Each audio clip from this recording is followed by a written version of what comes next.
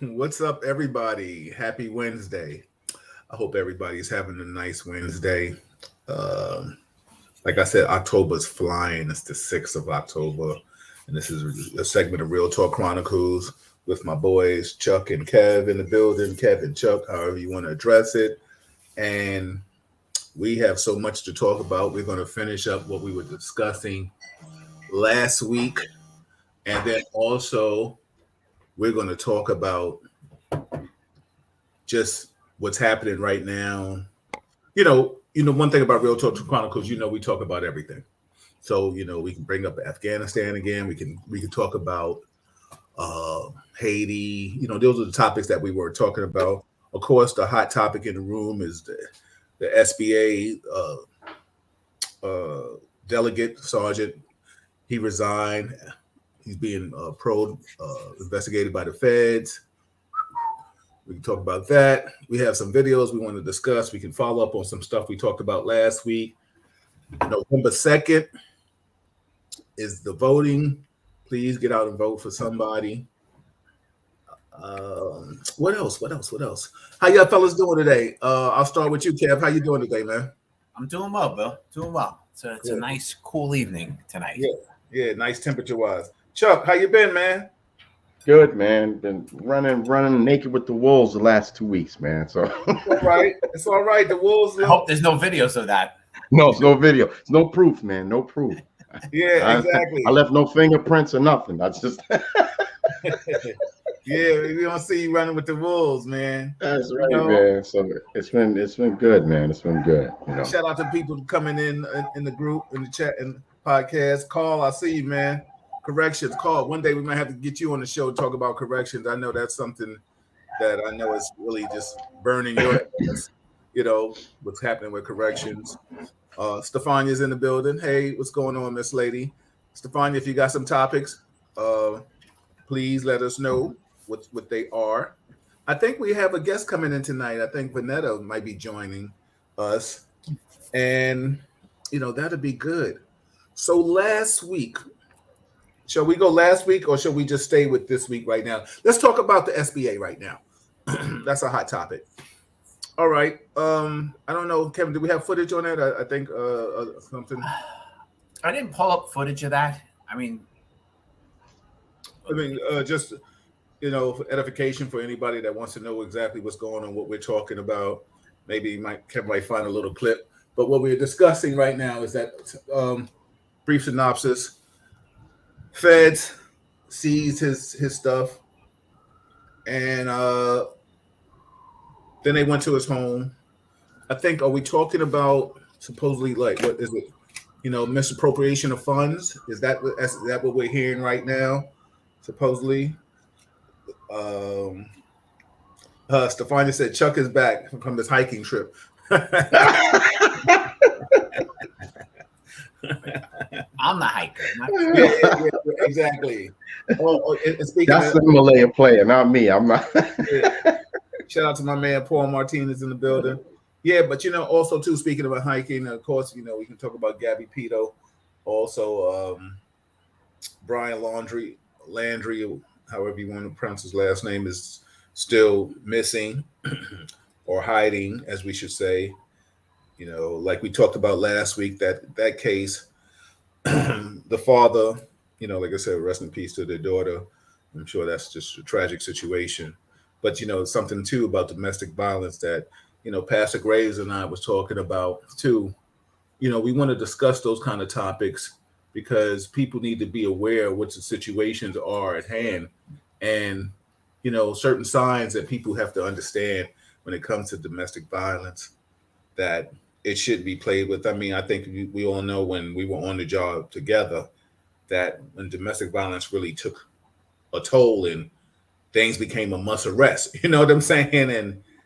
And now things are still a must arrest. Kevin, you also said at that time, correct me if I'm wrong, that at that situation you might have arrested both of them or arrested her. Her. Yeah, right. So, I mean, She admitted to initiating the physical contact, and he had the injury. right. So, Yeah. um, things of that magnitude. So please, everybody out there, if you're in those kind of situations right now, reach out and get some kind of help and talk to somebody, because it's it's not an easy thing. I mean, we're not talking about having a little disagreement or argument with your loved one, but we're talking about where it's starting to get volatile and physical. There's so many different levels of abuse. We did a show on that before, and go back on the YouTube and look at it. But we're just talking about a situation now that, which is kind of made this man snap. And I don't understand how you're going to still call this man a person of interest. I think, is that what he's still being deemed as? True. That's a nice way of putting shit. You know what I'm saying? Stefani said he's not missing. His family is helping him evade arrest. Let me ask you a question, Chuck. That's a good point, Stefani. Do you feel that way? Maybe your personal or your law enforcement, or you can mix them up together. Do you think his family is helping him evade the situation? Well, it's kind of like a double-edged sword, right? I mean, you're a parent, but taking into consideration the issue associated with this girl's death, as a parent, you want your child to come forth. You already know the ramifications of what's going to happen, right? If just as him being supposedly a person of interest, right? He's going to be arrested, right? He's going to be interrogated. There's going to be a host of things that are going to occur. So it's kind of like a double-edged sword. There's a part of the parent that wants the child to come forth, and there's another part of them that wants to protect them. Now, I honestly believe that, take into consideration that this subsequented in this young lady's death, I don't believe that the parents are covering for him. I don't get that sense of it, that they're covering for him. But what I hope he did was they said supposedly he went into the Everglades, right? He's someplace in some marsh or whatever. So I'm hoping that, the alligators ate his ass. I mean, I'm just saying. I'm just saying. I'm hoping that the guy fell into some quicksand or something, and because, I mean, it's been supposedly what they said, that he's very good at living off the land. All right, maybe he could be deep in the marsh someplace and they just can't find him. But the bottom line is that he obviously had something to do with this woman's death. And it seems like even his sister is crying out, saying that, please, if you just give yourself up, because it's creating too much of hostility and a lot of friction for the family, and mainly also for her. So there are people that are constantly asking, well, why are you hiding out your brother? Why aren't you disclosing where he is? And she's saying she has no knowledge. But for some odd reason, which is weird, the parents aren't speaking to the daughter either. And the daughter's posing questions to the parents about where he is, and they refuse to even have a dialogue with the daughter. So it's kind of like an odd dynamic. There's a part of me that says that they don't want to tell the daughter, but there's a part of me that says they really don't know. They probably have an idea where he originally went, but other than that, I don't think they really have any true knowledge of where he is. And if so, guess what? I mean, if they're harboring a fugitive, then let the law, fall where it may on the parents, but shame on them. You got this young lady who lost her life, and obviously there's some direct relation to it with him. So to sit there and knowing if it was in reverse and it was their daughter, but they want the parents not to give up their child, I don't know. I mean, the shoe's on the other foot. They might be saying a total different tune and conducting it totally different, Yeah. Kev, do you think the parents help evading harboring a fugitive? Well, it's hard to say, right? You got to be inside the investigation to understand that. It's a minor part of this investigation, right? There's no rush to figure out whether they are or aren't. The rush is to find him. After they find him, they can go through the evidence of did the parents help, and then then you make a determination and charge them if they did. If they didn't, you don't. But there's that part of this investigation. There's completely no rush to do. It's all about finding him. I wouldn't be surprised that based that the FBI is involved, that they aren't on a normal basis. I mean, feds do all types kind of stuff that sometimes they don't. I mean, it sounds messed up. They don't even ask for subpoenas, man. They start dumping people's phones, and so I wouldn't be surprised if there's something being done on the federal level based on this. That like Kevin said, unbeknownst to us, they could be listening to their, phone calls. They could be tracking their activity, or maybe they could have people doing surveillance on the mother and on the father to see if, in fact, they do anything that might lead them to believe where this gentleman is. I'm calling him a gentleman. I really think he's a freaking murderer, but I'm gonna be ginger to call him a gentleman at the particular moment. But so I wouldn't be surprised that there's some type of, based on the fact that the feds are involved, that they're not doing something that's kind of stealth in terms of the family and the parents primarily. Absolutely. I want to give some shout outs real quick. We got the legend HT in the building. Harold Thomas, my man, is in the building. My man Kenny Sealy in the building. Of course, Carl. Vanetta, she's supposed to be coming in later with us, I think. Stefania got some topics. She said we got a lot to talk about. We're going to pick up on some stuff that we talked about last week, too. Stefania, Mark is in the building. Stefania said, did you guys see about, we have so many topics to discuss. Right? Do you guys see here the school shooting today in Texas? Also, as cops, do you have any advice in regards to school shooting, active shooting? I saw the news on it. Black man, young black man, supposedly got into a situation, argument, pulls out the gun, goes astray, starts busting off on people. They're not calling him, I guess, a domestic terrorist. I don't know what they're calling him. But he was black. I wasn't sure. I mean, what is ethnicity? He was black. Okay. Yeah, he's black. I think I sent it to. I think Kev. I sent that. Kev, you want to pull that up real quick so we can read? I'm looking to see if there's any good videos of it, but yeah, it's out there. Mm-hmm. We throw the term school shooting around, right? What term? I didn't hear what you said. School shooting. School. Yes. There's the Columbine school shooting, what we all think of when we hear, lots of kids being shot. And then there's there's a young kid with a gun in school who got angry and pulled out his gun and got into a fight and shot somebody, like happens on a street corner. And because it's multiple people, we throw school shooting. So to me, there's two different styles of it. Mm-hmm. Each preventable in a different direction. Yeah, but then also, Harold said that this was a school shooting shoe. She says, I don't have the link to come in. I'm walking to the train. I thought I sent it to you. I'll send it to you again if I didn't. So does it change the narrative that it was a shooting in a school, Kev? I mean, you just said that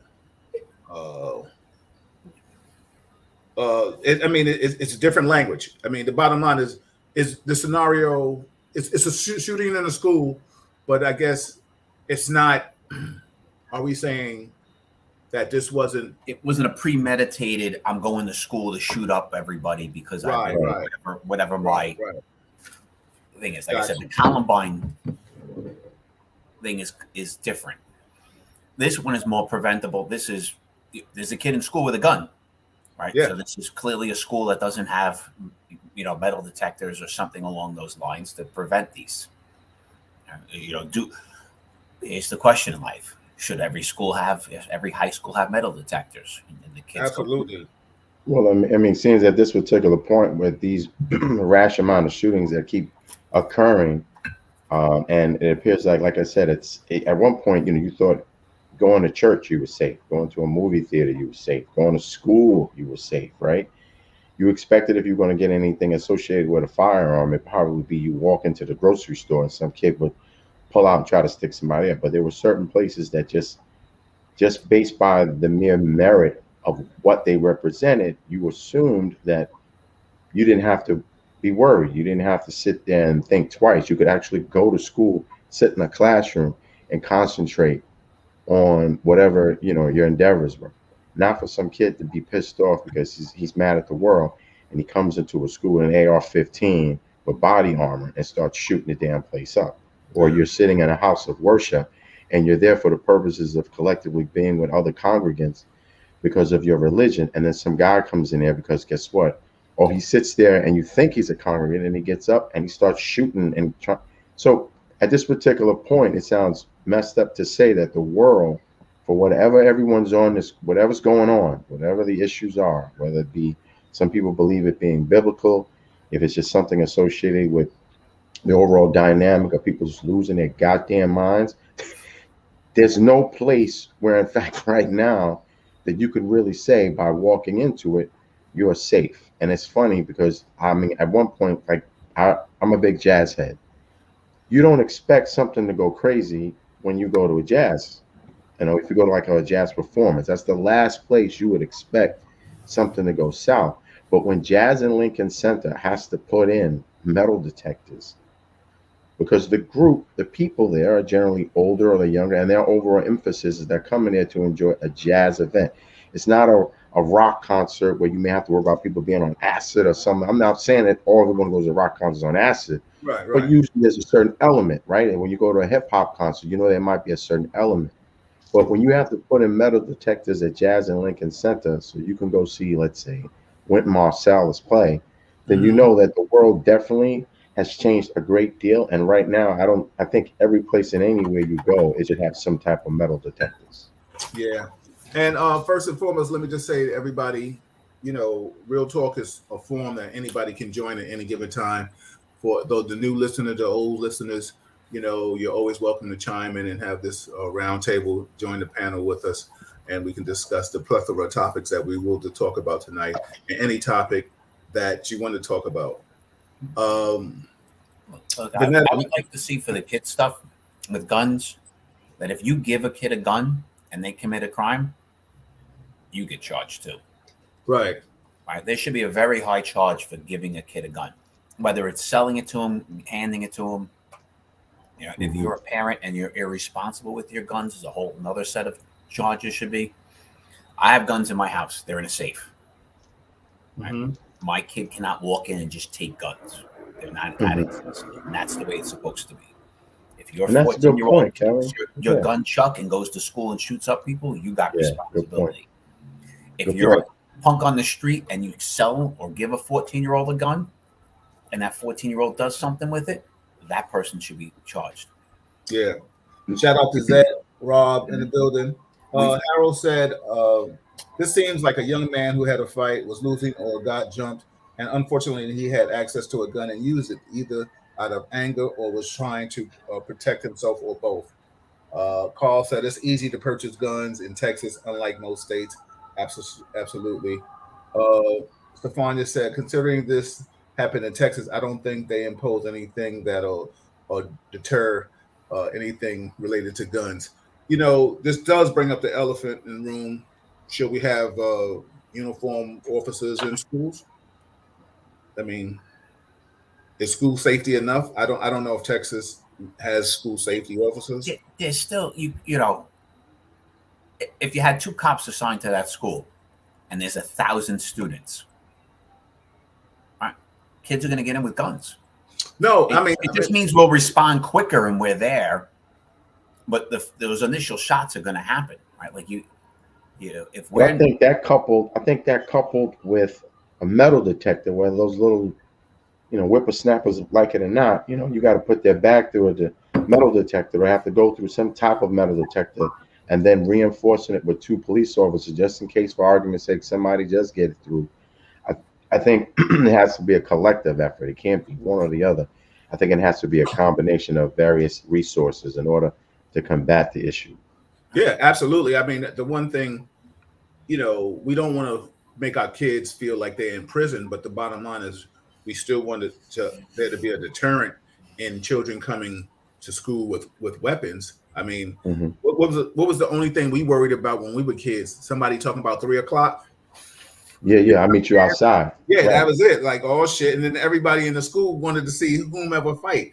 But now it's like you know, like HT was saying, that doesn't even seem like that's the case. This dude, who knows if this comes over a girl.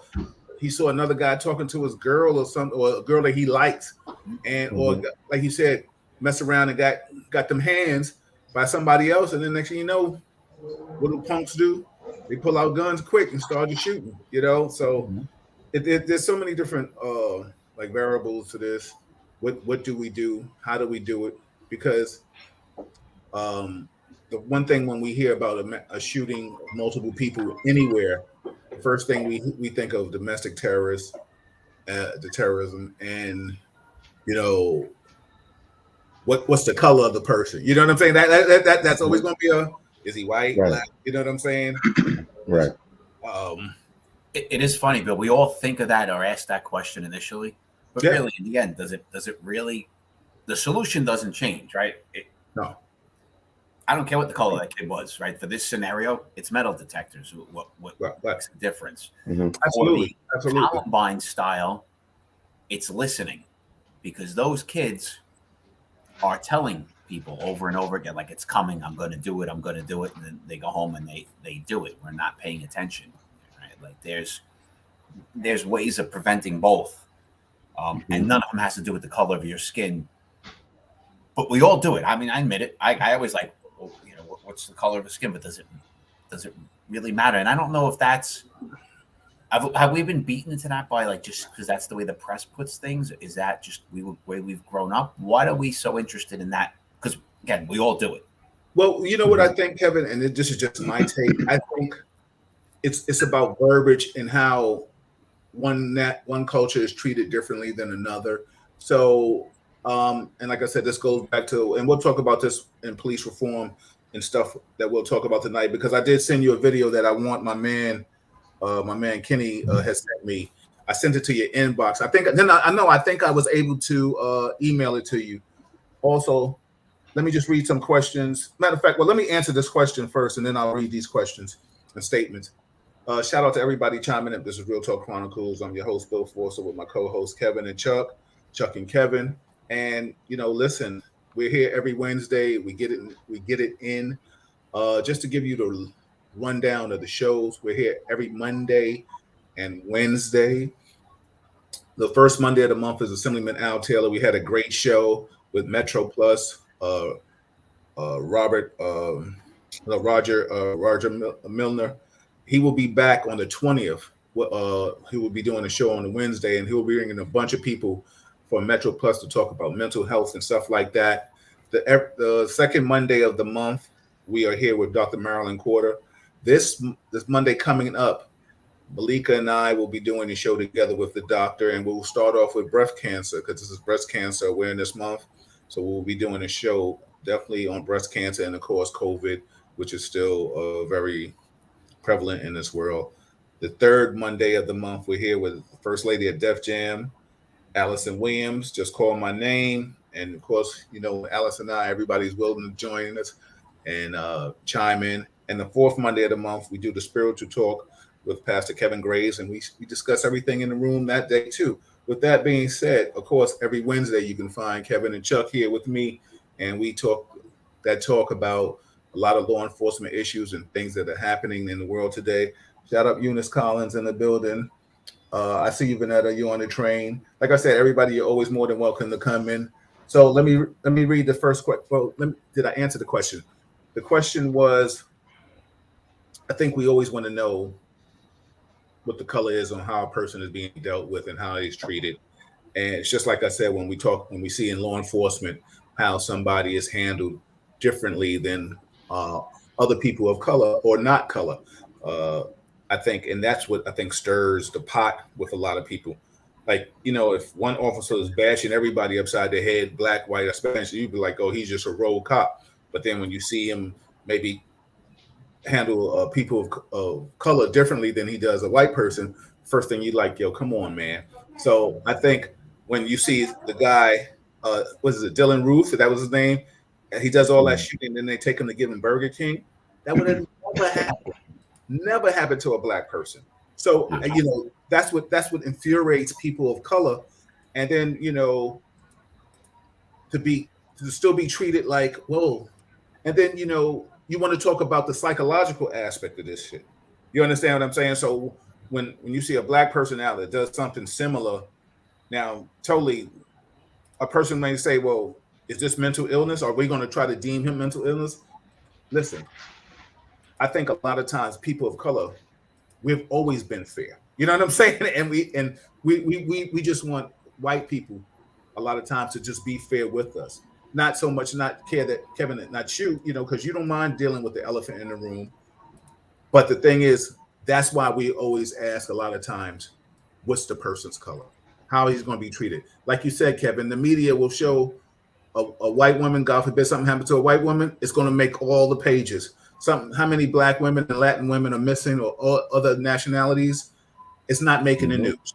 So I think that's what the elephant in this room is about. Robin said, my question is, do you think that guns are being dropped in the streets easily these days? Because there's shootings every day in our communities. Where are these guns coming from? I think right now, with certain laws and legislations that have been changed, people are carrying guns more. I think they've already been here, but I think the three of us all know, and anybody that's been in law enforcement, I don't know what the take is on it. Anybody can chime in on it. It's a little bit easier to buy them today, and I'll go into that in a moment, but it's also, there's no fear of carrying them. Right? Yeah, I agree. The cops of our generation stopped and searched more people, right, than they do today. It's just part of the what's gone on, right? Cops don't want to stop and search people anymore. So kids know there's no fear of being arrested with a gun. The other part of it is much easier to buy a gun today, because now you can get it the old-fashioned way on the street, but you can also buy them on the internet. And the internet, you don't have that scary meeting some guy in a dark alleyway, exchange money for a gun, afraid of getting robbed. It's being shipped to you in a mailbox. Like, there's no fear in this. It is a very, very simple thing. It is fake IDs today. There isn't an 18-year-old out there to 20-year-old who doesn't have a fake ID to show they're 21. And in our era, it was rare to see somebody with a real fake ID, right? Like that, it didn't exist. The internet made all these things simple. And also taking into consideration that overall gun laws, in terms of the restrictions, they vary from state to state. You could be in New York and we can have the most stringent guns laws in the world, for someone to apply to get a gun or a permit or whatever, and figure I can get on a bus and go down south, go to a gun show, and all I got to show sometimes if I'm over 21 or I've been a resident or know someone who's a resident of that place for 30 days, and I can give them $600, $700, $800, $900. Do me a favor, buy me one of those, two of those, three of these. I'll put it in a bag and come back up on a bus. So based on the fact that the overall laws overall from state to state vary, it makes it it's made it a lot easier to freaking get your hands on a gun. Absolutely. And also, Zatine, to answer Robin's question, she said to answer Robin, guns are being sold all over. Did you hear about the doorman who sold 82 guns? That's crazy. I didn't hear about that. Did y'all hear about that? I didn't hear about that. Yeah. There's a doorman. Carl said the school in particular didn't have any mitigation in place to prevent weapons from breaching the building, has been probably happening on a regular basis. Today, they proved there should be metal detectors on all schools. Vanetta said the color doesn't matter until those who are in control make it about color. Eunice Collins is in the building. Robin said, yes, I can imagine that guns are not licensed. It's secretly being contributed or sold in our communities. Eunice says, you can buy them out of trunks of cars right up on the street in front of me. Wow, that's crazy. Vanetta said, you have to understand that they never cared about Black lives. The Constitution states that we are seen as animals, not human beings, and laws, treaties are persecuted that. Shout out to Brian Washington. Shout out to all the law enforcement family that's in the building. Vanetta said, she said to meant to say laws, treaties, redlining, etc. have perpetuated that. Uptown is in the building, my man. Mark, I see you. So the problem, we can have people, we are a lot of times reactionary instead of preventive in Lewis, where I'm sure kids have guns just at home. You know what I'm saying? Like, I know somebody at one time, I think he lives excuse me, I think in Texas, and he bought his son a rifle for like to learn how to shoot, go hunting with him. So, I mean, to get a gun permit at an early age is nothing. So the fact of it is, I guess let's talk about getting it, taking it to school. Like that should be the problem. JP Justice in the building, man. What's going on, brother? One day we have to get you on the show and get your take on some stuff. Everybody, like I always said, anybody ever wants to join Real Talk Chronicles, just holler at me. I'll send you the link, and you can always join the conversation because we're going to talk about a bunch of stuff. We have some other footage of a little police brutality stuff that we talk about. Always trying to change that topic. We want to talk about, like I said, we can go back to the sergeant, NYPD Sergeant Union, president of Sergeant Union. He got the feds all up on him. They pressing him hard. Feds don't usually come after you unless you kind of did something. You know what I'm saying? So there's just so much going on. Carl said, when are we going to talk about the responsibility of parents not doing their job all the time? Carl, you missed that show one time that I think the three of us had all said that should parents be responsible? You know, you don't want law enforcement to do anything close to stop, question, and frisk. But what about parents doing that? But then, like I said, we also said that parents might be scared of their kids too. You know, but my thing is, let me just say this. I think all of us here listening and depending on the era that you were brought up in, your parents knew what you were doing. There was accountability and a responsibility that you had to give to them, and a responsibility on them to find out what you were doing, where you were going, who you hanging with. I think we all can sit here and say our parents know. Our parents, we all heard when our parents said, who you hanging out with? Kevin, Chuck? Oh, I don't like them. Or I do like them.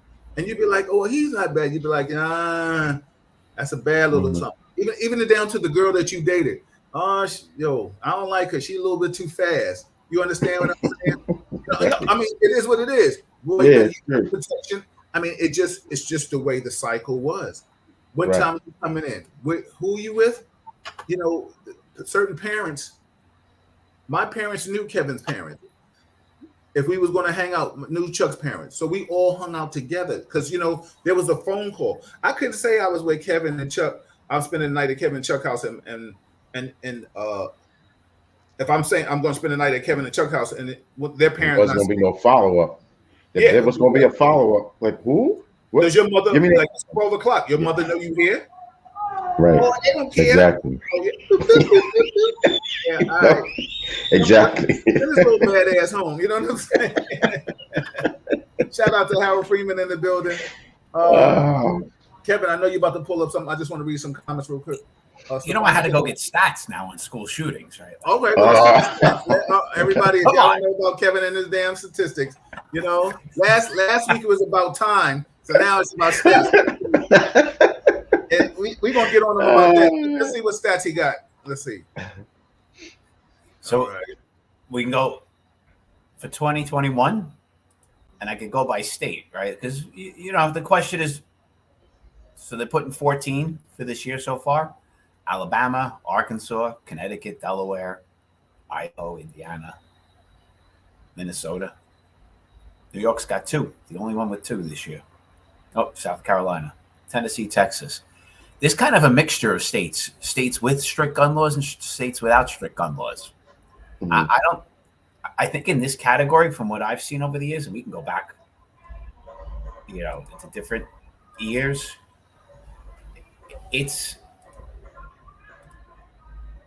I don't think it matters the strictness of gun laws in that state. You know, Vanetta said, this is a good point. She said, you can thank Child Protective Services for giving kids rights, and in some cases, it's needed. Carl, you said Kevin's a statistician? Absolutely. Eunice said, in Philadelphia, the penalty for carrying an unlicensed gun is an automatic 5 years when used in the commission of a crime. That's good. Stefani said, and some don't mind their kids being in the streets. Zetine said, FYI, the 3 women who attacked the woman at Carmine's are facing 1 year possible. Thank you. We're going to bring that back up again, Zet. Because Kevin ain't gonna get away because Chuck missed some of that juice last week. I think I'm safe if the missus ain't here tonight. No, she's here. Oh, she's waiting to come in, like you know how you warm up the group. No, yeah. I think my kids are crying. Exactly. She was like, I'll be back, you know. Mark said it's 10 o'clock. Do you know where your children are? Exactly. That was a commercial that was so prevalent. On every night. Yeah, Parents shows up. But some aren't doing that. Should be done. Let me tell you something. At 10 o'clock, kids are sitting down watching the same channel with their mother, or they out on the corner, puffing and passing and shit. So I mean, hey, this is like these stats. One shooting is enough. Go back, Kevin. I saw something that said 25 and. So doing all the years from 1990. They did this from Columbine on, so 1999 on. All right. The big state is California. I mean, that's not even close. Look at that number. All right, there's a total of 284. California crushes it. In a category, Florida, you expect Florida. Louisiana, Michigan. Wow. Where's big old Texas? 16. I mean, California, it's in a class of its own. Yeah. Right? And they're similar to New York with strict gun laws. All right.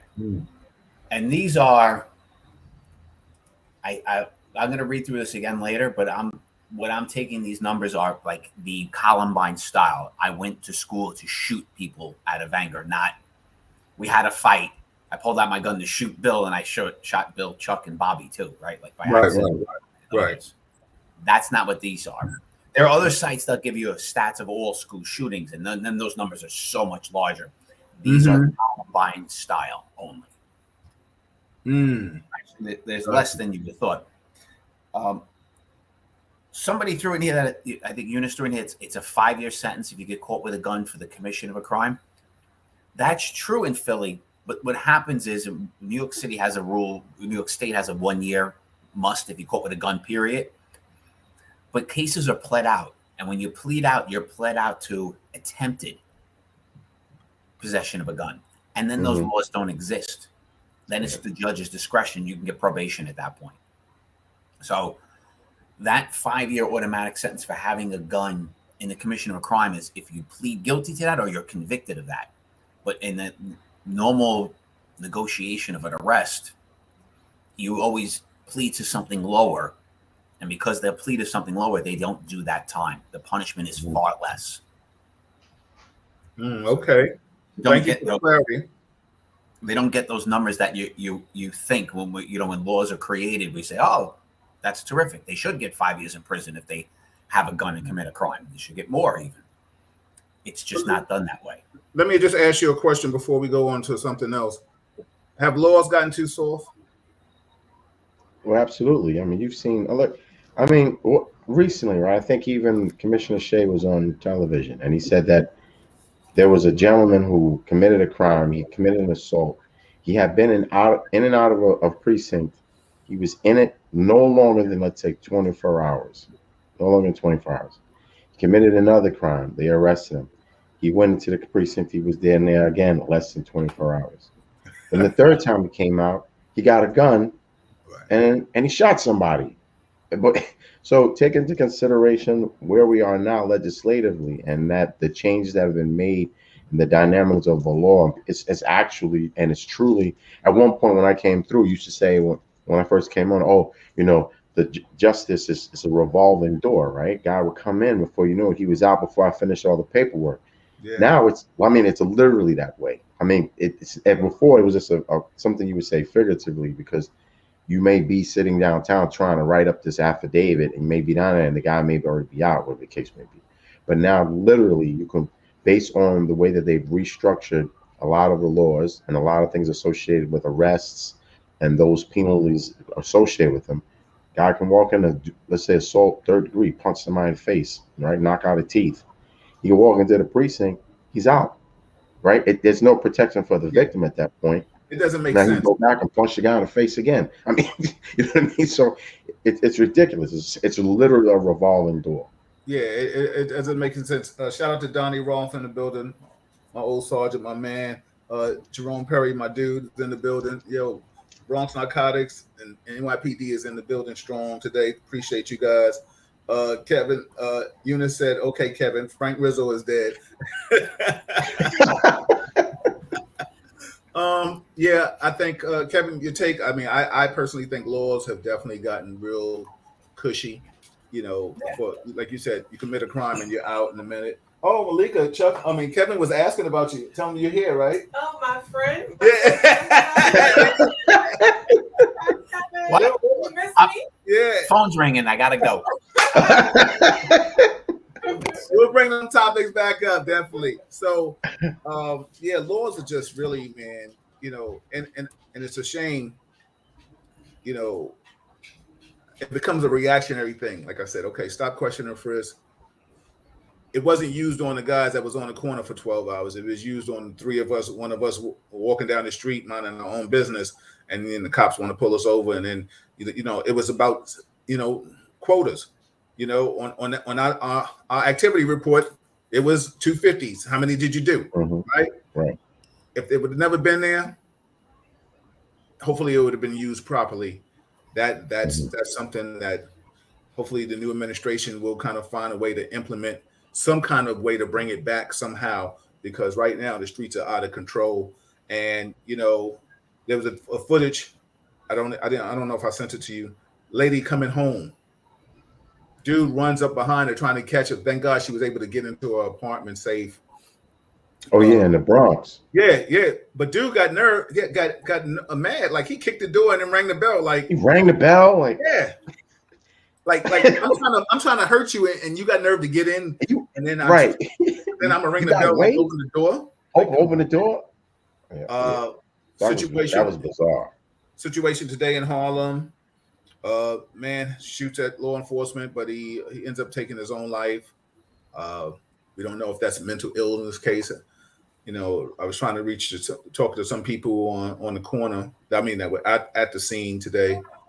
High-ranking official. Everybody all right over there? Somebody going through some shit? It's Harlem, man. What Yeah. I can't shut it off. Yeah, exactly what it is. Oh man. So Papa, what's going on, my friend?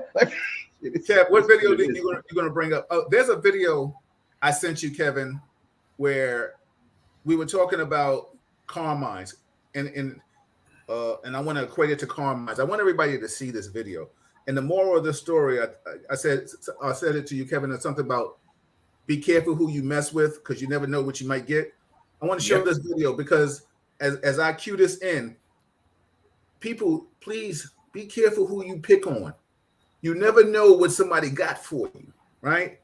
So this is just something quick, just a friendly reminder, because if Homegirl at Carmine's would have turned the tables, we're going to show that Carmine video again, because we're going to bring that back. But this is something that I wanted just people to see, just so they can understand how certain situations can get different for you. Listen clearly and closely. Go ahead. ¡Suelo! ¡Suelo te doy otra! ¡Suelo! ¡Suelo! ¡Suelo! ¡Suelo! Hijo de puta, hostia puta. We'll let it play one more time for the slow. ¡Suelo! ¡Suelo te doy otra! ¡Suelo! ¡Suelo! ¡Suelo! ¡Suelo! Hijo de puta, hostia puta.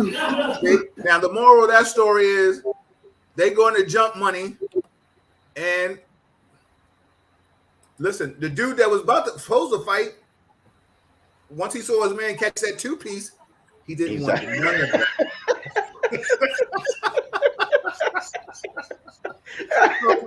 So listen, every sheep ain't a sheep, man. Sometimes there's was a real wolf in that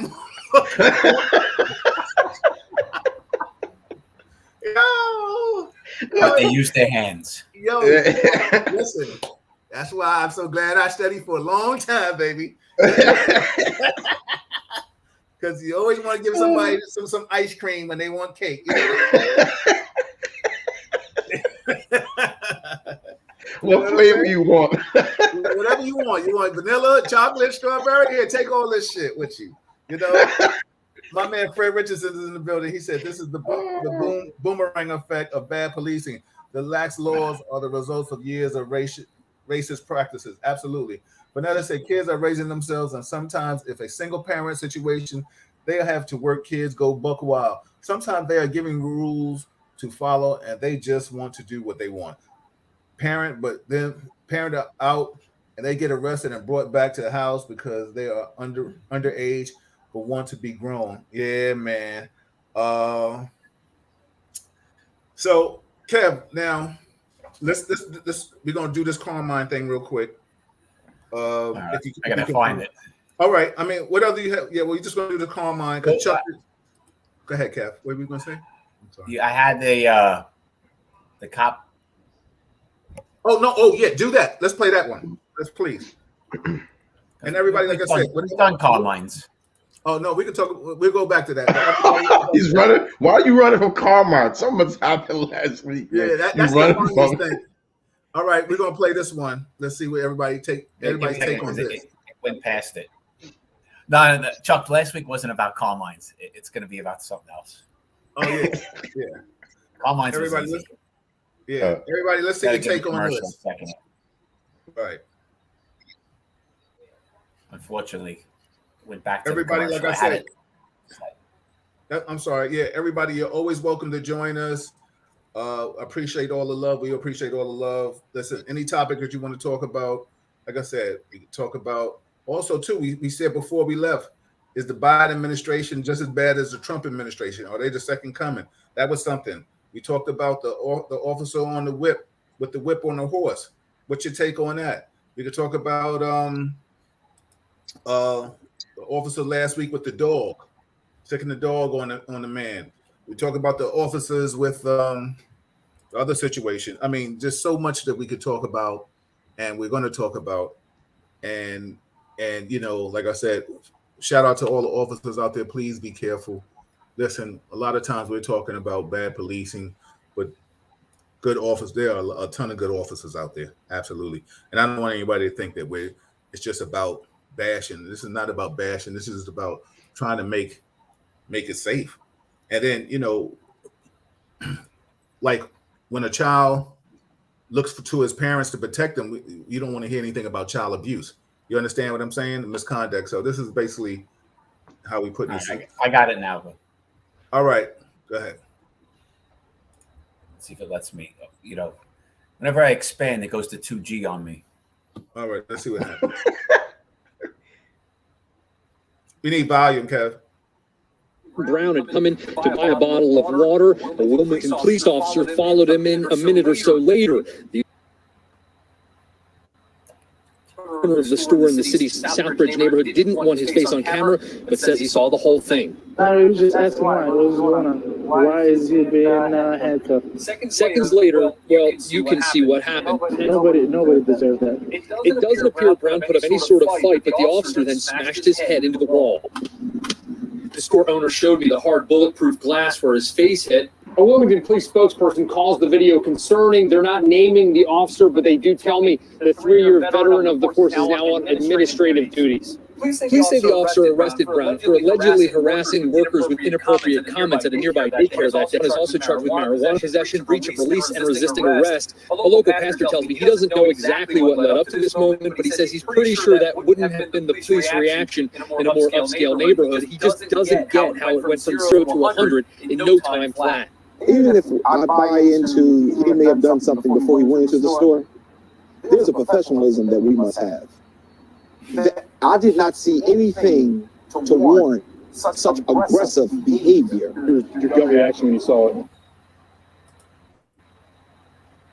You know, well, here Here's another person that's going to give law enforcement a black eye. What's your take? These events like this, but we're constrained. There's due process. Wilmington's mayor responding to the video. Delaware's attorney general tells me she too has seen it, and her Office of Civil Rights is now investigating. Wayne Brown now has an attorney who is planning a federal suit against the city and the officer. He says he will also demand reforms to what he calls the city's useless use of force rules and training. In Wilmington, Tim Furlong, NBC 10 News. Yeah. Well, what's your take? What's your take, Kev? He said he was arrested for some charge of verbal abuse to somebody.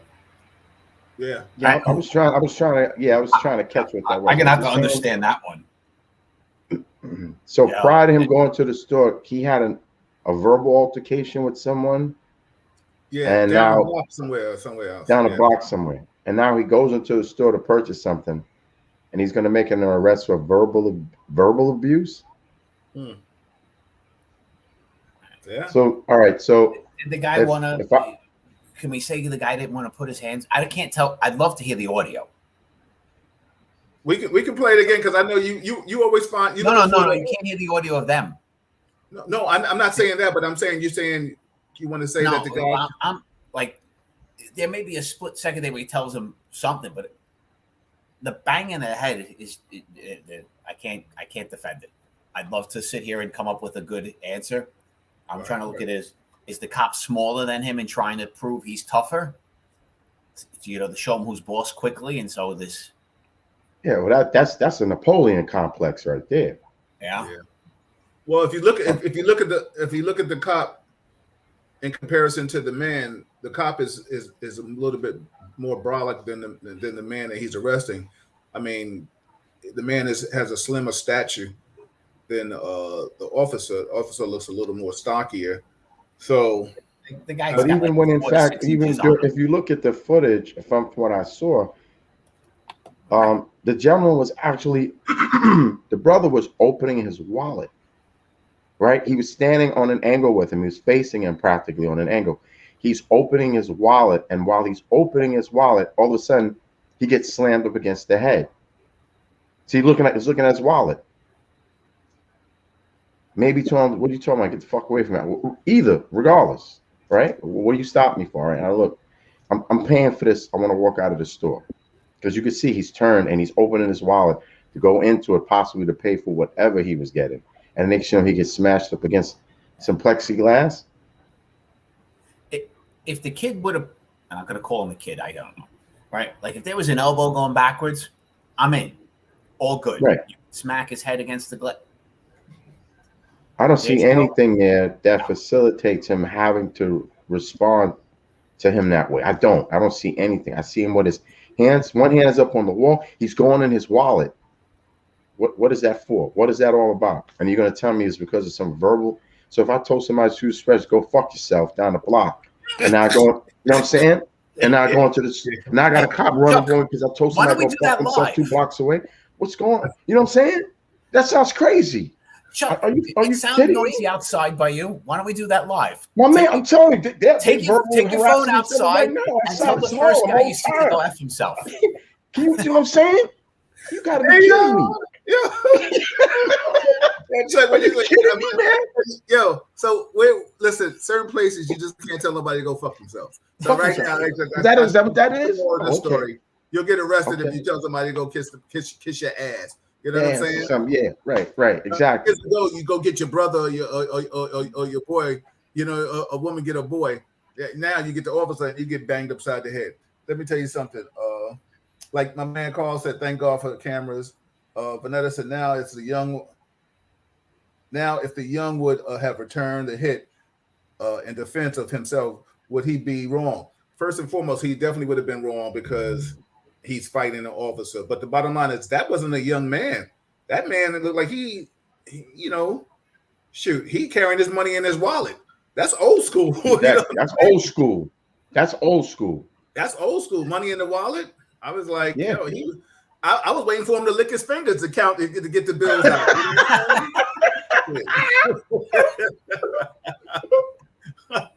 Yeah, so, that's old school, man. Kev, let's go to another video. So I mean, I think we all agree. Last thing, all seriousness, Bill, and you, I think you're the first one who brought it up on this, and we've talked about it a lot. I think it goes back to if in the academy, they extended by the 3 months, and every recruit had to go through 3 months of martial arts training, so that when you're up against somebody who's bigger than you, you don't even, that's not even in your mind. It's an arm bar to the ground, you're done. Goodbye, kind of thing. You have the confidence and the ability to fight. We don't give our officers the confidence or the ability to fight. So they rely on what they grew up doing, right? This is street shit, what this cop did. Yeah, but you know what's so funny? It's not professional. First and foremost, I understand some officers taking control of a situation. You could be a little aggressive, a little authoritative. Not my style, but I understand it. Right? Doesn't make it right. Doesn't make it wrong. But when you put your hand on somebody that over, like I said, a minuscule argument, because that's what he was being arrested for, basically an argument that somebody said, oh, he called me a name or something like that, or harassing. What was he harassing? Hey, baby, how you doing? We don't know. Or I want to buy something from the store. No, get out, kiss my ass. Okay, you call 911. People are quick to call that phone, pick up their phone sometimes. So now, dude, we can talk from a law enforcement standpoint. Is he looking for a collar? Don't know. Last one, don't like the tour he's working. You know what I'm saying? Get out the street, whatever, post.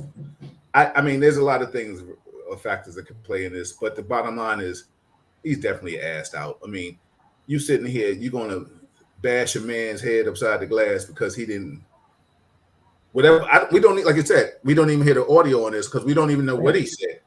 So the bottom line is, and the bottom line, first and foremost,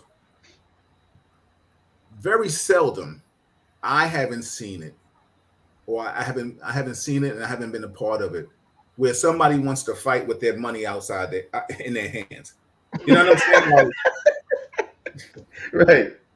Listen, because as you're rolling on the floor, that wallet's gone. That's my point. Oh yeah, that's my point. Now, if he would have tried to listen, if you look at that video, he's about to peel out a bill. So he's not thinking of fighting this dude. And the officer, of course, catches him off guard, slams him upside the head, and throws him down. So, I mean, the bottom line is retraining, or he's going to get paid now. Whatever little water he was going to buy, juice or soda or beer, whatever. He's going to own his own store thanks to that officer. He never had to spend another $1 in the store. He's going to own his own store. I don't think he'll get that much, Bill, but yeah, he'll get a few bucks. Yeah, that's it's the injury. It doesn't look like he. Well, listen, even if it's not an injury, he's going to have one. He's going to have a bad back. He's going to have some bumps on his head. On my neck. I got dislocated vertebrae, all type kind of stuff. I'm telling you, it's coming out. What's that old song? My back ache, my boat too tight. You know, everybody gonna be helping on this shit. But that is going through training can't change a person's cocky attitude. Vanetta, it can't. It definitely can't. And you know what? I had a conversation with somebody, and they were saying that if you do that, if they get 3 months more training, they might be worse. Yeah, they might be. But it's almost trying to say now, do you rather a person get punched in the face and a broken arm than get shot and killed? Like now we gotta wean out the problem child. You understand what I'm trying to say, Vanetta? That's how do we wean out the problem child? Because the police department, as these two gentlemen know, and everybody else that's listening in here, what's up, Kenny?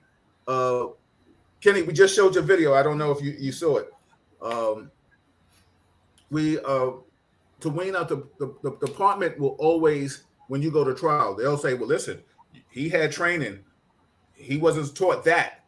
So Either they're going to indemnify you or they're not. They're going to leave you out there on an island by yourself.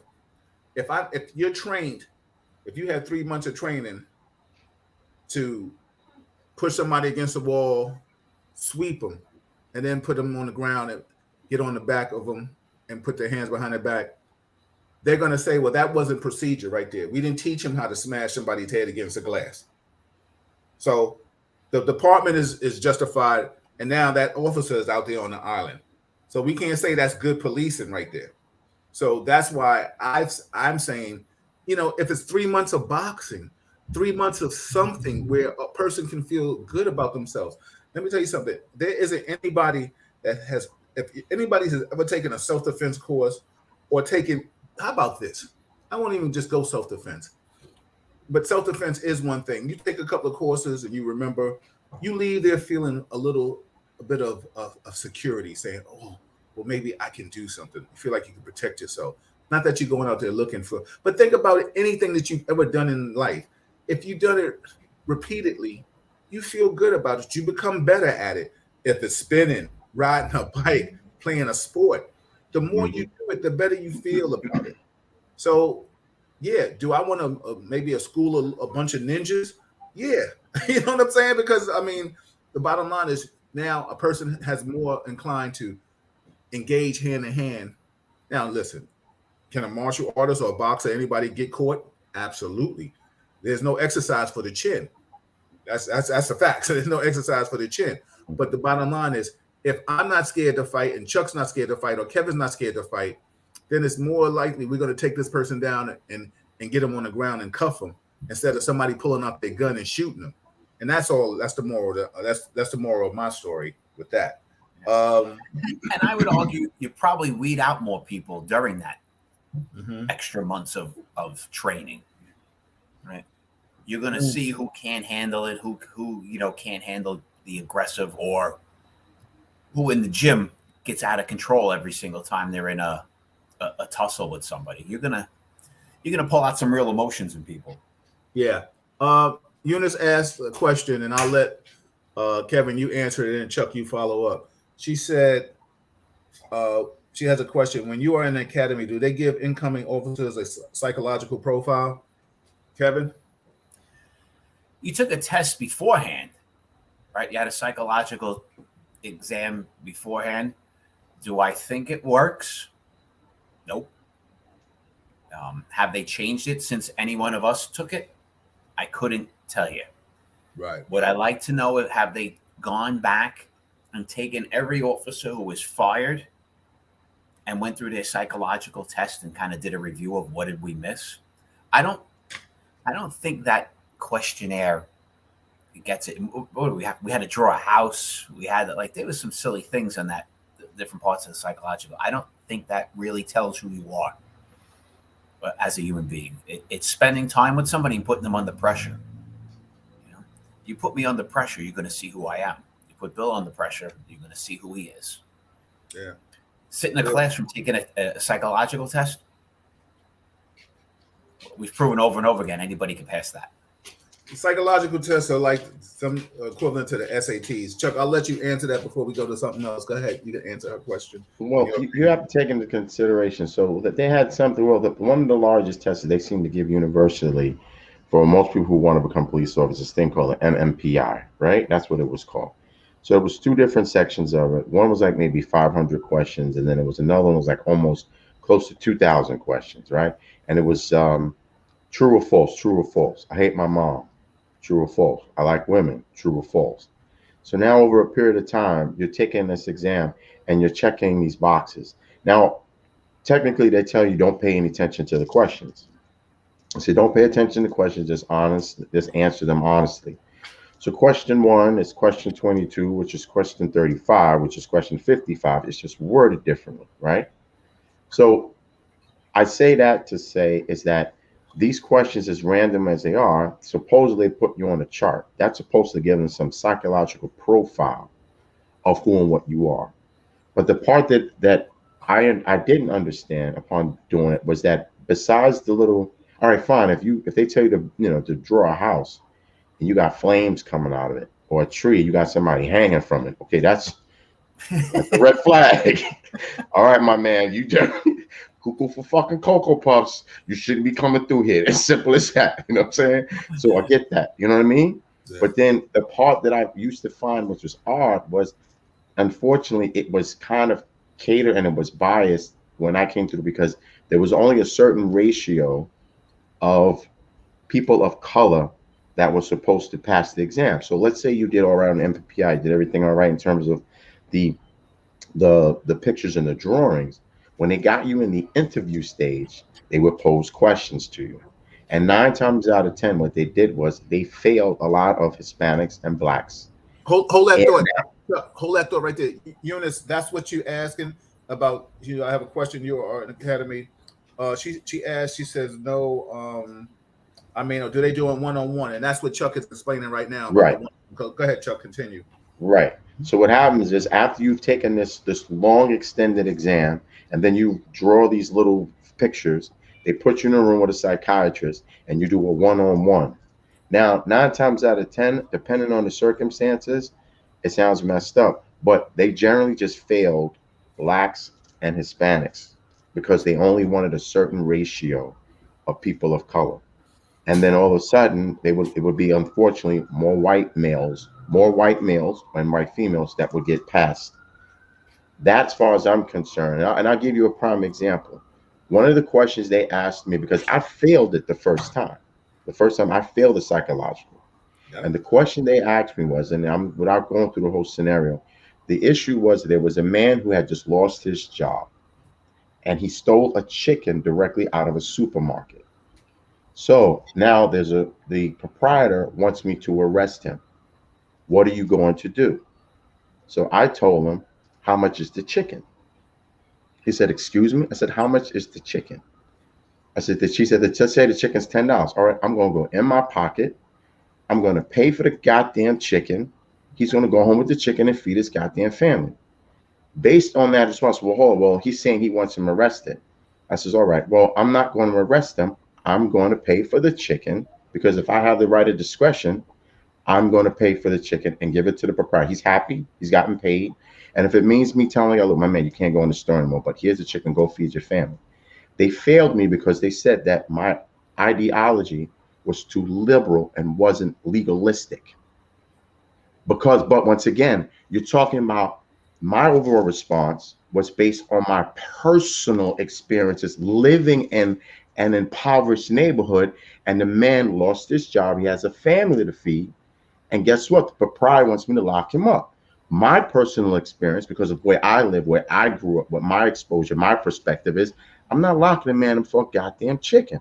I got $10. I'm going to pay for it. So that psychological profile is so subjective, and it's all based on the person you're sitting in front of. But now, if I gave that answer based on the climate that we have now, with Black Lives Matter and being more, showing more compassion, and we're more of a kumbaya type kind of police department, I won't fail now. No. But back then, forget it. No. So and then there lies a problem.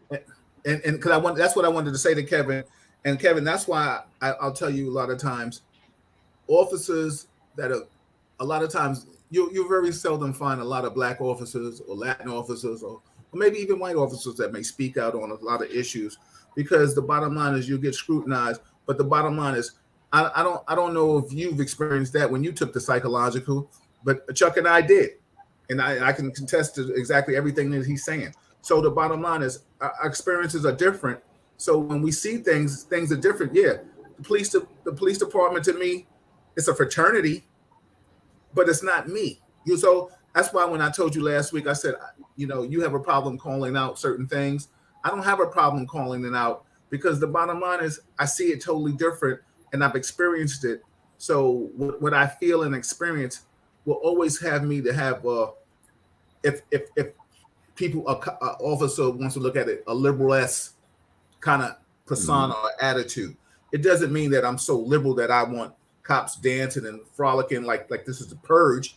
But the bottom line is, because to be a law enforcement officer, there has to be a conservative mentality. You have to believe in law and order. You believe in right and wrong, locking somebody up.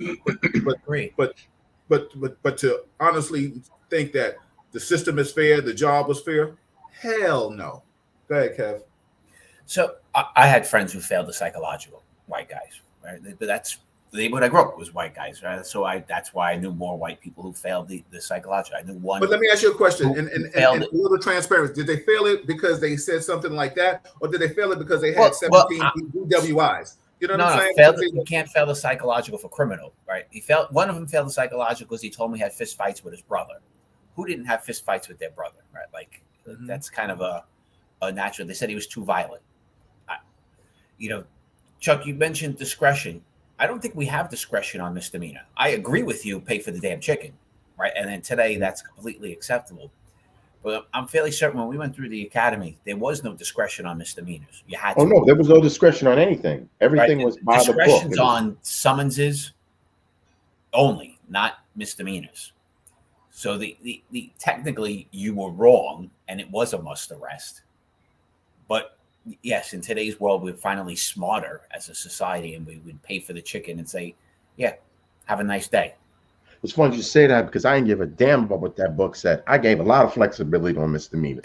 A lot of you were ahead of your time, Chuck. That's right. What the hell with that? I'm not locking somebody. But see, let me ask you a question, Kevin, and I want to read some comments. Everybody, this is Real Talk Chronicles. I'm your host, Bill Forster, with my co-host Kevin and Chuck. And Malika's in the building. Don't run, Kevin. Stay close. That is not.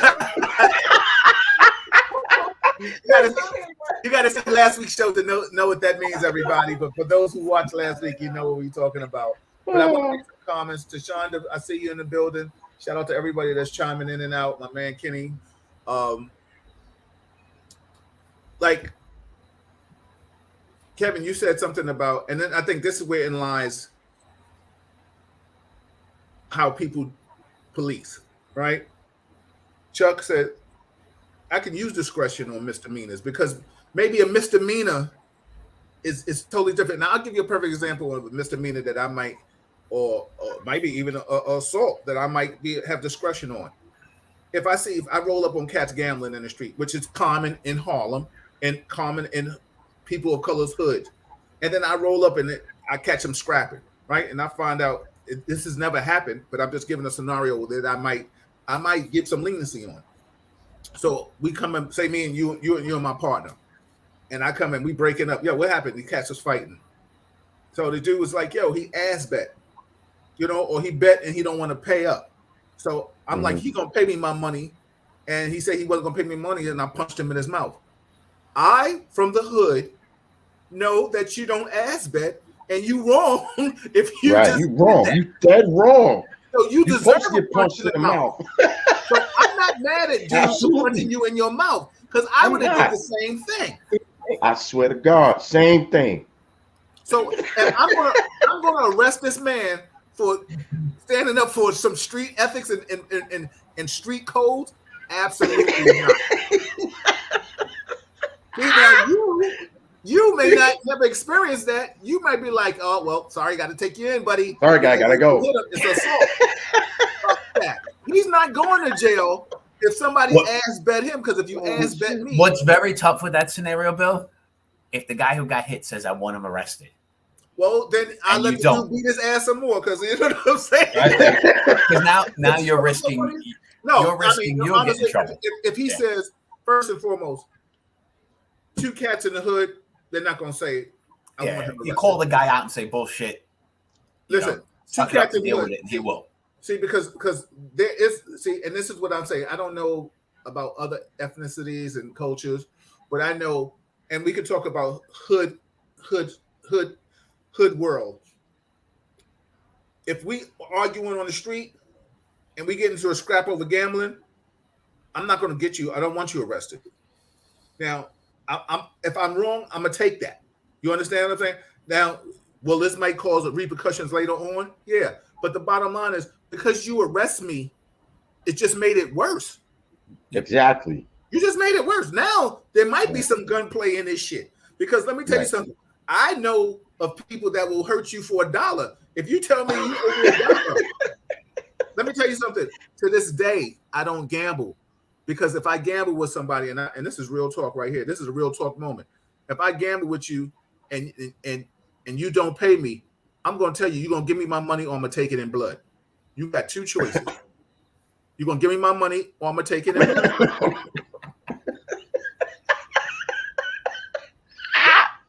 That's real talk. Oh, And anybody from the hood, you know Yep. what I mean. Absolutely. You gonna bleed if you don't pay Absolutely. me my money. You're Yeah, gonna bleed. absolutely. So I don't know what happened in Queens and Forest Hills, Kevin. I'm just telling you, I don't know what y'all fought over. Like in hockey, like yo, like, give me my puck back. I want to go home. No, you're not gonna give me my puck back. If that's something to cause you to fight over, you're not gonna arrest somebody over. It's like yo, like kids fighting over basketball. It was always the dude that couldn't play. He had the ball, and then Took the ball. I'm not gonna play if you know nobody can use my ball if I don't get on the court. You know what I'm saying? Yo, all right, yo, let him go. I'm ready to go home. Cats be mad, yo. I ain't ready to go. And they throw the ball over the fence. You know what I'm saying? Yo, I'm not a wrestling cat for throwing the ball over the fence. Yo, you got to get your stripes, man. You know, shit. So I mean, Kev, to your point about that whole misdemeanor thing, you're coming on the job, right? You don't know anything about the law. You know nothing about the legal aspect, the legal issues associated with misdemeanors, felonies. Person is asking you a direct question, and I'm hoping that they're asking the question to understand. Because even after I told them they said very clear I couldn't pay for the chicken. They told me that I had no radio. A freaking crowd ensues. How are you going to get these people under control? Aren't you going to pull out your gun? Like, this is what she fed me as an alternative of now having to subdue a crowd because the man wouldn't take the $10 and he persisted on wanting to lock her up. And I'm still saying, no, I'm not going to lock this guy up. But for whatever reason, like I said, the bottom line is based on one's personal perspective or their experiences. When they take that exam, they're looking at it through their own mirror, their own eyes of what they've been exposed to throughout the course of their life. So to get a pure profile of a person, I think that's kind of subjective. I think that it has to be, you know what? Now, if you would have put me in a room, now I ain't gonna lie, the person that I had was this little short lady. You know, she was a little person. She was a small person. Out of two. Right. That's who I had. And so I'm trying not to laugh, you know, honestly speaking, because I'm like, wow. And it's fucked up for me to say that, but I was trying not to laugh. But then when she started talking about chickens and, you know, and then she was very adamant, like, well, aren't you going to pull out your gun? Like now the crowd ensues and it's encircling you because the man doesn't want the chicken. He's very adamant about wanting. I'm like, no, I'm pulling out my gun because people are encircling me. No, why? What am I do that for? So I'll just get on the radio and get some cats to come help me out. Well, you don't have a radio. She just kept taking away more and more as if she wanted me. She was trying to find a reason to fail me. It didn't make a difference what I said. And that's when I knew. I said, okay, so the next time I came and I took the psychological, I said, I know what y'all want to hear. Y'all want to hear about me locking people up and fine. All right. And then when I got on the job, fuck it. I took every misdemeanor and threw it right out the window.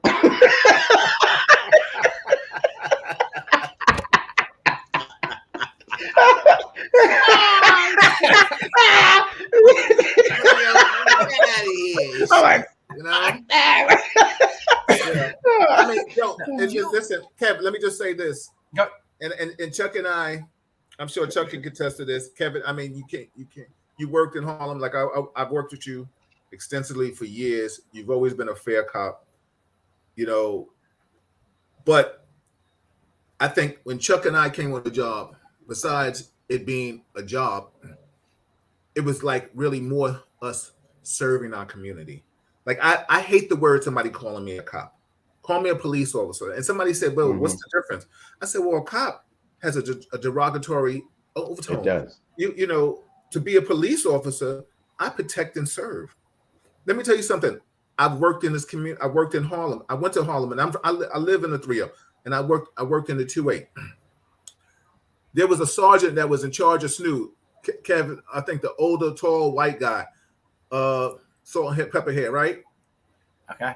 Ripped me a new ass because he saw me talk to a drug dealer and say hi, right? And then I went back and stood on the corner. He was riding around with Forgione and the crew in the van, or whoever the C-Pop crew was, and then was like, oh, that wall needs your foot on it? You standing on the wall?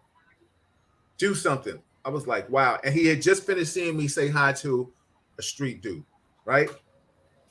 But my thing is, The street dude is giving me love. So there's no crime, right?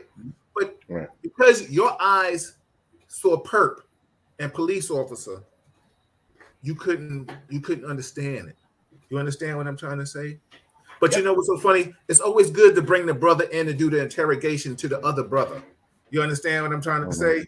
Right. Now, I was great at interrogating, right? When we was in narcotics. Bring Bill in. Yeah. We sitting here, we having cigarettes, we having lingo. But you know, you want me to crack that case, right? But if I give a cat caught on a corner that I know he's just coming home, and maybe this one cat with weed, and I see he coming home and he's going home with his wife, and I let him go, that's 5 hours. Come on, man. Right, exactly, right. See, I can't be black discretion and white discretion. You understand what I'm saying? But that's what it is. And people will never understand it. To us, some officers will look at us as liberals.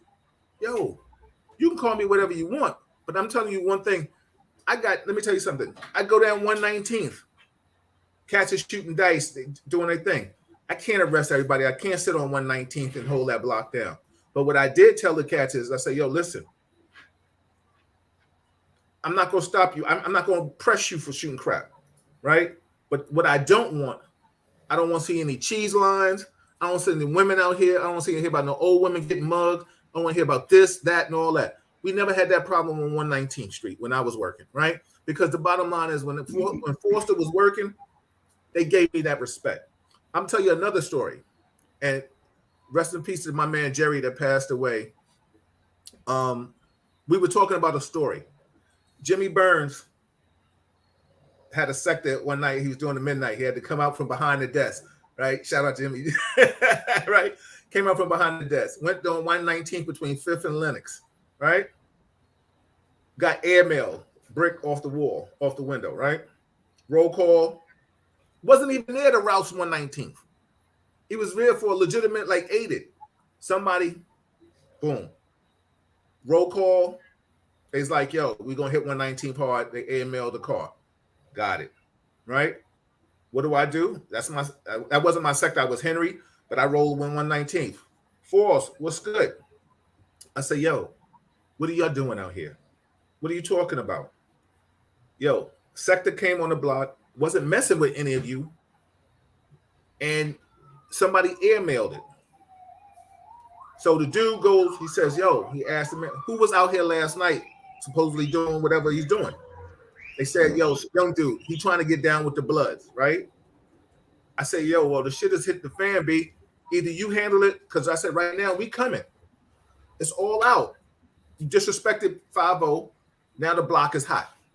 They said, Force, we got it. We're going to take care of it.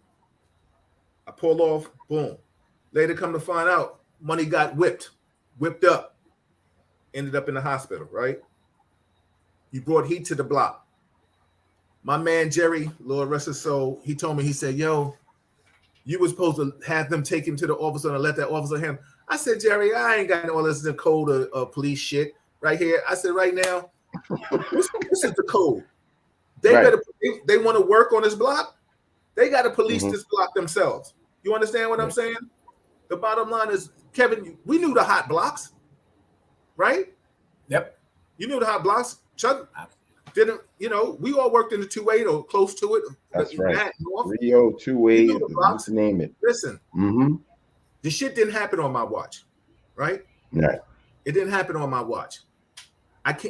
One man can't stop the show, right? What did they tell us about 14? Zips block. Don't go down 114. You better go down 114. You better go down everybody. I go down 114 because I knew the players. Did they stop when I went through? Yeah. Did they stop permanently? No. But listen, it was about trying to not cause Miss Johnson or Miss Collins or Miss Vanetta getting hurt. You couldn't stop it. You want to stop drugs? You go down 114th now. It's probably the best, cleanest block in Harlem. Why? Because Jews bought it. 114th right now is clean. So it's bigger than us. It's bigger than us. And we're talking about how to police. So Kevin, I think this is the moral of this story is just that people of color are going to police differently. See, Chuck and I didn't grow up Not that you did either, but certain people, we've seen people get on this job that have that punk mentality, that Napoleon, and I'm going to make the world a better place. I'm going to right the wrong.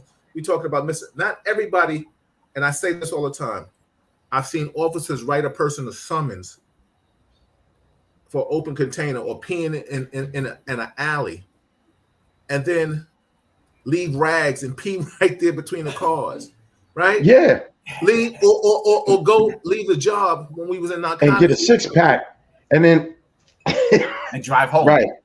Right, drive home. If that's not a hypocrite, yeah, what the hell is? Yeah. Yeah, I'm with you, Bill. I'm with you. We didn't. There were people who had that, I have to do robot mentality, and we forgot that. But they were only personality. They were only doing it in Harlem. They weren't doing it in we don't know how they would have done it anywhere else. Right? We didn't see them anywhere. Okay. All right. If you feel that way, that's fine. I can't change you because see, you giving the person the benefit of a doubt. I don't have to give it a benefit of doubt because I see how you are. You're not you. I'm talking about I see how they are. You understand what I'm trying to say? I got you. I'm saying there's some of them that would be different, and there's some that would be the same robots. Right? There's a mixture. And are you different because you know your street? Yeah, of course you are. It's your neighborhood. You grew up in it. I grew up in Queens. Would I be different there? Yeah, it's a different. You're more comfortable, right? But see, the thing is, but what I would like to say is that anyone who's grown up, let's say, and like for instance, in any hood, I'm sorry, the skills that I've learned growing up in Harlem, I can take that shit into Queens and go down some Jamaican block. I can go into any block because I've already been groomed, and my overall philosophy of dealing with people of color, no matter where it is, I can use that in any borough. Now, I'm saying the reason I'm saying that is because I know that ordinarily there were times where I would hear guys who lived in Queens, or maybe they lived in Long Island, and initially you could see the fear in their eyes because the academy may have prepared them to do the job, but it didn't prepare them to deal with the communities that they were being transferred to at the time. As opposed to now, right? Throughout their academy experience, they already know what commands they're going to go to prior to being transferred. So it's not like a surprise. Whereas when we finally were graduating, you found out the day before where you were being sent. And now for certain people, it was a shock. Because now the fear, the reality of saying, oh my God, now I have to put these particular principles into practice. And I'm a kid who grew up in Long Island. And now they send me to the 4-4. Like, what the hell? You know what I'm saying? As opposed to now what they're doing is they're trying to indoctrinate them by giving them that time out of the academy. They already know what precinct they're going to. And they're sending them to that precinct now to get an understanding of the community, the culture associated with it. So that fear factor or that Napoleon mentality can be minimized. Now, you don't get me wrong. If you a punk ass motherfucker, you a punk ass motherfucker. Don't make a difference. Absolutely. Don't make a difference. Don't make a difference. Right? It is what it is. Don't make a difference how much training I give you or where I put you. If you just have that particular mindset of you have a certain bias or stereotypical viewpoint or prejudice that's embedded in you, and you just always feel that way about whether it be people of color or whether they be Hispanic, it's not going to change it because no matter what they do, their perspective on that community is what it is. And if you're, if you're punk, it doesn't make a difference. I can give you 3 extra months of martial arts. I'm a punk. It is what it is. Yeah. You know what I mean? But once again, it has to be a collective effort. You've got to find a balance. And unfortunately, what a lot of people have been exposed to is either, unfortunately, one end of the spectrum. It's been either all the way to the left or all the way to the right, Yeah. But like I said, my skills, I could have gone in any borough, Brooklyn, I don't care. So Chuck, we can't just hire, people who have street cred to start with. Right? No, I get that. I get that. So how do we teach it? How do we? What's the right process? I'm going to ask you, Kevin. How did you get street creds? Yeah, how did you get? Officer you were. Don't tell me with a hockey stick or taking somebody up in the Himalayas. I don't want to hear that bullshit. Word. Stay your ass out the fucking rocks. You know what I'm saying? Stay off the ice, man. Stay off the ice. But Kevin, because this is the key here. Not everybody has to have street creds to be a good officer. Because the bottom line is, what I've seen of Kevin Branzetti, and I can say this, that's why you're here on this show with me, is because you've been fair. You understand what I'm saying? Yeah. Now, you're going to sway a lot of times to what caused the officer to do something. And I tell you all the time, maybe he's just a piece of shit. But the bottom line is, you still commanded your own respect. How did you do that? Upbringing. I think it's just, but I grew up in a household. Racism didn't exist. Mm-hmm. You never heard a racist term in my home. Did not exist, right? Like I never heard people speak that way or act that way. Strangely, I grew up in Queens, right? Lower middle class. Woodhaven is lower middle class.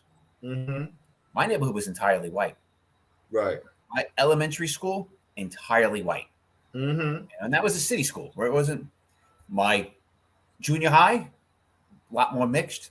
My high school, complete opposite. I was, one of, I think, 9 kids in the graduating class that were white. Right. Like I went to the complete opposite. So I had different insights and thoughts, but I think I was just always taught fairness. But I think that was, and that's the key, because the bottom line is, let me tell you something. I worked with Paulie Barber, right? And when Paulie and I became partners, we felt that, one, we were the most seasoned people to work with, and 2, we were tactically in tune, right? Now I'm gonna give you another real talk moment. There are times when white people say things different than what black people would say. I'm gonna give you a perfect example. A white person can come into a room full of men and say, "What's up, boys?" Where a black person or a Spanish person would come in and say, "What's up, fellas?" Right? Now, you mean the same thing, but the verbiage is totally different, and which could be offensive because if a white guy comes in the room, "Hey, what's up, boys?" First, a black or Spanish person might say, "Who the fuck you talking to?" You know what I'm saying? Mm-hmm. You're calling me a boy, but you mean boys like my buddies. But a black person or a Spanish person or another white person may come in and say, "What's up, fellas?" Because that's just verbiage, and that's just a different kind of lingo. It doesn't mean that a white person that says boys is racist. Paulie would say that all the time. He'd come into the lounge. "What's up, boys?" Right? Mm-hmm. But I knew Paulie. Paulie worked with me. You understand what I'm saying? We had talks. Kevin, I can't work with a white person that is not trying to have a conversation with me about race, because we're going to have it. We're going to have it. There's no way. You and I had it. That's what took us to another level. You always tell a story. We were working together, and you asked me about race, right? And we made a step. We talked. Listen. You asked me. I'm gonna tell you. A lot of times, people are not willing to have these conversations. And like Chuck said earlier, if it ain't left, it's right. And what happened to the medium? What happened to the medium of just doing our jobs fairly? You don't understand what I'm trying to say? If I'm working with you, I'm not gonna let nobody call you, "Yo, that white ass officer." Yo, who you talking to? You understand what I'm trying to say? Because if my white officer is really my partner or my friend, he ain't gonna let no white person say, "Yo, what's up with that little black spook or that N-word." You understand what I'm saying? Because if you ain't checking him, because I'm gonna check him, and then I'm coming to get your ass. You understand what I'm saying? Everybody gonna get fat lips up this fucking because then I don't care about this job. You understand? Because I tell people all the time, I made the job. The job didn't make me. I left a city agency to come to this city agency. It's just a different agency how I felt I could maneuver and where I would be taken care of better and how I would maneuver. I'm transit, corrections, and PD all at the same time, right? So let me just read some of the comments that people are saying. Everybody, this is Real Talk Chronicles. We keeping it real tonight. This is what we do. Listen, we deal with all the elephants in the room. I'm gonna try to read some of the comments to everybody. Carl, I'm abbreviating some of the stuff. Carl said, Chucks, he's seen you working. He says you've always been a stand-up guy. Eunice said, "What's wrong with people? I'm 4'10". No, Eunice, you have to understand that this lady that they had doing a psychological. It was almost like a test. They put her in there because like she had short arms and everything. Yeah, short arms. She's like, oh. They put her there, and like she would always walk to the table. So they wanted to see if a person didn't have any concern, like they were going to laugh at her for her like I don't even know what to say. Her what's the right terminology to say in the point? Physical stature. Yeah, exactly. I know we got y'all laughing. We talking crazy, but we're throwing shit out here though. We keeping it real with you. You know what I'm saying? Do you know what the worst was about Chuck? With that, going back to that psychological, other cops would tell you about her, and don't laugh. You're gonna fail. Right. And now you're like, oh my god. And Right. then you don't know who you're gonna get. You walk in the room and you're like, and you try not to, because you've been warned for like hours. Don't laugh. Yeah. You're thinking about laugh. the friend Don't that told laugh. you It's to stuck in laugh. your head. Yeah, And you walk in, you're like, you're right. I go, fuck. I mean, think about the guy that you went for the job, and the old Irish guy. He called everybody Skippy. Oh yeah, with the gun hanging on, with the cigarette that was hanging off his lip, with the ashes just hanging. Like, you know, my man, really? Shot nose. And he called. Yeah. And let me tell you something. I never forget. Everybody Skippy. Yo, there was this black guy. We going in there, and he's like, "Yeah, listen, Skippy." So black guy was like, "Yo, don't call me Skippy. Yo, like I ain't having that. Like Yeah. yo, I'll bring the Panthers up in here like this." So like cats had to say like, "Yo, everybody." He calls everybody Skippy. Skippy is a derogatory word to me. I was like, he didn't say skip to the loo, motherfucker. He said Skippy. Like, I get it. Like, I'll fight the power with you, but you know what I'm saying? Like, listen, I like Public Enemy too, but you just right now going somewhere. So I mean, listen, the way we've been on this job, we've heard the most derogatory jokes, foul language said to each other. Oh man, right. And let me tell you something. It was all in fun. I've met the most funniest law enforcement people, white, black, Spanish. The last time I was with some of the guys, we got it in, and we were all just saying how we missed this world where we could just joke and know that this person didn't mean it, but it was fun. You understand what I'm trying to say? Right. The world is there was no line as a group. We were hanging out in our locker room or in a cup. We wouldn't cross with a joke. Right. No line. Yo, absolutely. And it's so funny. You talk about a person's ethnicity, but you never talk about a person's wife and mother. You know what I'm saying? Right. Right. All right. So there was a line. Yeah, I just consider that not talkable, so it wasn't. No, but I'm saying you're right. It was a line that people didn't talk about somebody's family, but yo, you and me. Oh, you redhead, you black this, you this and that. All kind of stuff. So right now, the world is definitely changing. It's gotten softer. I don't know if it's for the better, but what I do know is that we need law enforcement the way it used to be. I will admit that, because let me tell you something. You can put me on come on, this job has always been effed up. You put a black person on a corner by himself, or a black female on a corner, on the worst corner by herself, but you put two white men officers on a corner that don't have that kind of problem. We've seen it. I've seen it in a two-way. If you haven't seen it, then you didn't want to see it. But we've seen this. I've heard this from Brooklyn, Queens to East New York to the Bronx, the worst parts. I've seen one female, either a Spanish female or a black female by herself. And then I've seen two white females in front of Sears on Jerome Avenue. Like, come on, B. Like, on Webster Avenue. So we've seen this job treat people of color messed up for years. And what I think people of color are tied, especially people like myself, because now I'm in a position to say what I want to say. My work ethic has allowed me to say it and know that there's not going to be any repercussions from the people that I work with, because they've seen me handle myself in the street. So my street work ethic has always superseded what you're going to say to me. You understand what I'm saying? Because I've said to all the other officers sometimes when they want to talk about, oh, let's get this money, or whatever nonsense, and I was like, yo, this is wrong or something. And I told the cat, yo, you looking good in that t-shirt, and you good at throwing them. I'm not 90 pounds and on crack. You ain't what you do to a 90-pound crackhead is not going to happen to me. Right. Make a move. You understand what I'm saying? But then Bill becomes a problem child. Then it becomes Billy. Calm down. Now the Y comes on my name, Billy. Right. Yeah.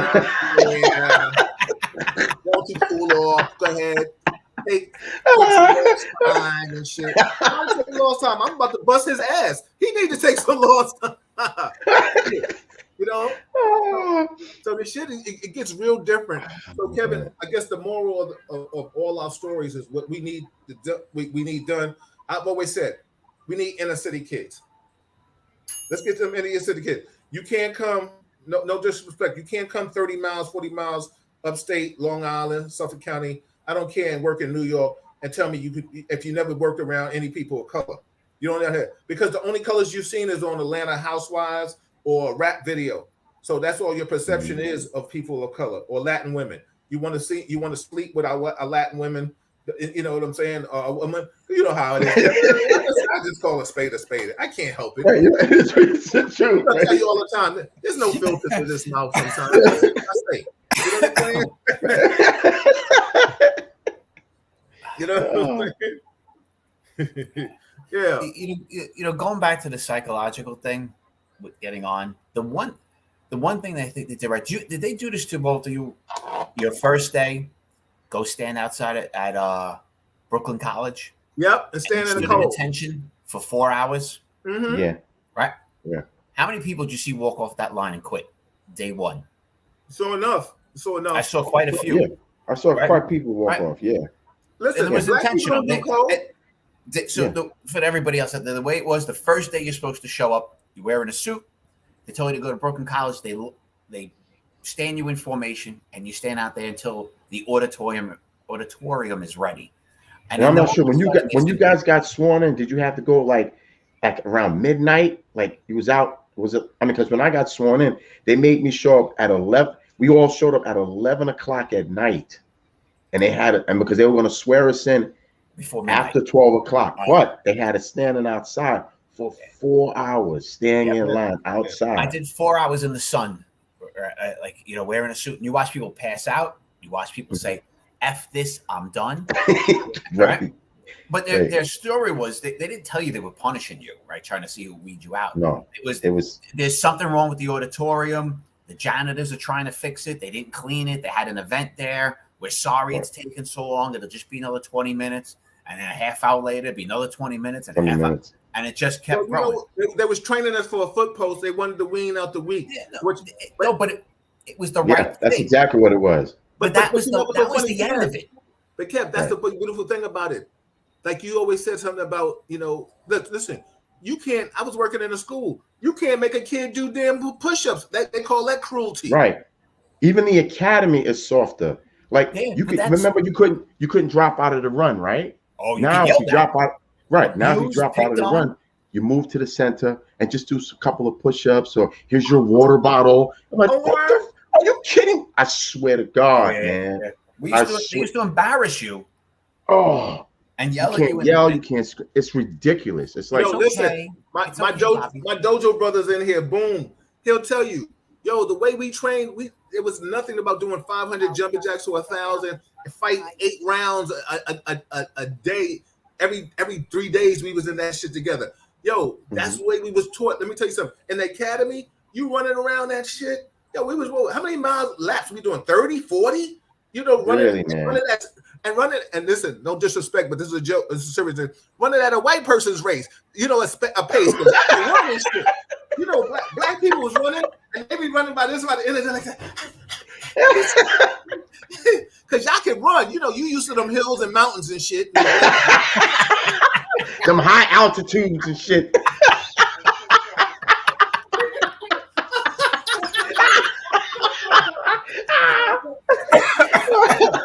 You know, we used to low altitude, Kevin. Y'all just be running. Let me tell you something. I remember running in Van Cortlandt when I ran.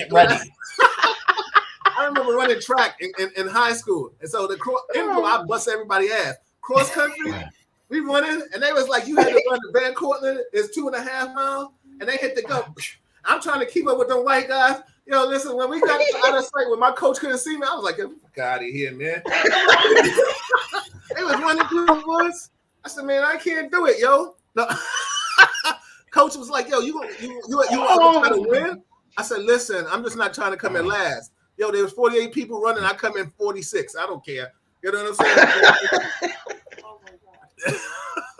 Oh my God. That's the whole point, right? That was the only thing they do to make you weed out people. You just said, Chuck, right? We're soft now. We need to go back to old school, drill sergeant, get nasty. These buildings are videotaped now, right? The gym's got video cameras, your classroom has video cameras. So if there's some BS going on and somebody's being prejudicial to one side over another, you can go back and look at the tape and figure it out. But let's let them be what they should be in the academy. Academy instructors should be pricks. Yeah. They're not your friend. They're supposed to be nasty because you're going to get people who can't handle some pressure. Exactly. And wig out and they're out the door. Mm-hmm. Have a good day. But we don't get to see that anymore. We don't get to see who can't handle pressure until they're on the street. Our entire job is taught on the street. Mm-hmm. You find out what somebody's made of once they're out on the street. You see what they and then when they make a let's say a rash decision out of emotions, right? Their emotional state is high, and now they react out of emotion. Now you want to hold them in contempt. You want to hold them responsible. You didn't put them under enough stress and tax them when they were in the academy to see what they're made of. So now you put them in the street and now you expect them to know what to do. No, you should be, and it sounds messed up, but psychologically you should be stressing them and taxing them and challenging them when they're in the academy. And that's what a psychological test really is. That 500 question exam to me is out garbage. the window. Let me see what your character, let me see where your heart is when you're in the academy. But and you gotta everything mix is up soft. the sex and races of instructors, because I need to be yelled at by different. Right. See if I can. Am I going to react differently if Bill yells at me? Yeah. It matters. Right, it does. Nothing in the academy made you bother me. Like I said, my martial arts brother, my dojo brother, Boom's in here. I see you, Steve Talkovitz. I see you, Lamont. Shout out to everybody that's watching us. Yo, we keeping it real. Tina King, Fred, a whole bunch of appreciate you all. Listen, the academy didn't bother me. You know, the one time when I almost lost it, when I was there's something happened on 127th Street back then, right? So I'm standing out there. The white officers are handling the situation. I come up later. Yo, one black brother on the block. Now he want to start calling me N's and Tom's and Dicks and Harry's. That's when I almost lost it. Yo, my man Eddie Warren had to say, "Yo, chill. Don't let him get your skin thick." I said, "Yo, Ed, I've never had nobody talk to me like this." You know what I'm saying? Like this caught me off guard. Like my own people are calling me all kind of names. Right. Like I wanted to serve this cat. You know what I'm saying? So that was the hardest part of this job, and started dealing with the bullshit racist stuff. You know, if you ain't part of the clique, you know, that kind of nonsense. You know, Kev, you knew when I came up in SNU, I wasn't part of the clique. Y'all thought I was a snitch. You know what I'm saying? Until y'all got to trust me. You know what I'm saying? So I didn't think you were a snitch, but we weren't. Yes. I wasn't part of the clique. Exactly. I was the only brother in this, you know. And then listen, I in there. I was like, yo. I went to the CEO. I was like, yo, you got me over there with all these white boys. I don't want to work with them. They don't want me there. I don't want to be there. She was like, no, you can handle it. I was like, shit. No. I said, I'm gonna have to bust one of their ass, Inspector. I was like, yo, they about to get it up there, you know. They talk about shit I don't want to talk about. They watching shit on TV, you know. But you know what's so funny? You all guys, y'all all embraced me after we got to know me, and we all were able to work together. I have love for everybody that I worked with in SNU, even to the sergeant. He taught me how to make money. He was good. He was a little off the charts. You know what I'm saying? But he's different crazy. Different crazy, but he was a good crazy. You know what I'm saying? Crazy. I tell you one thing: if you get your ass kicked, he's the one you want coming through that door.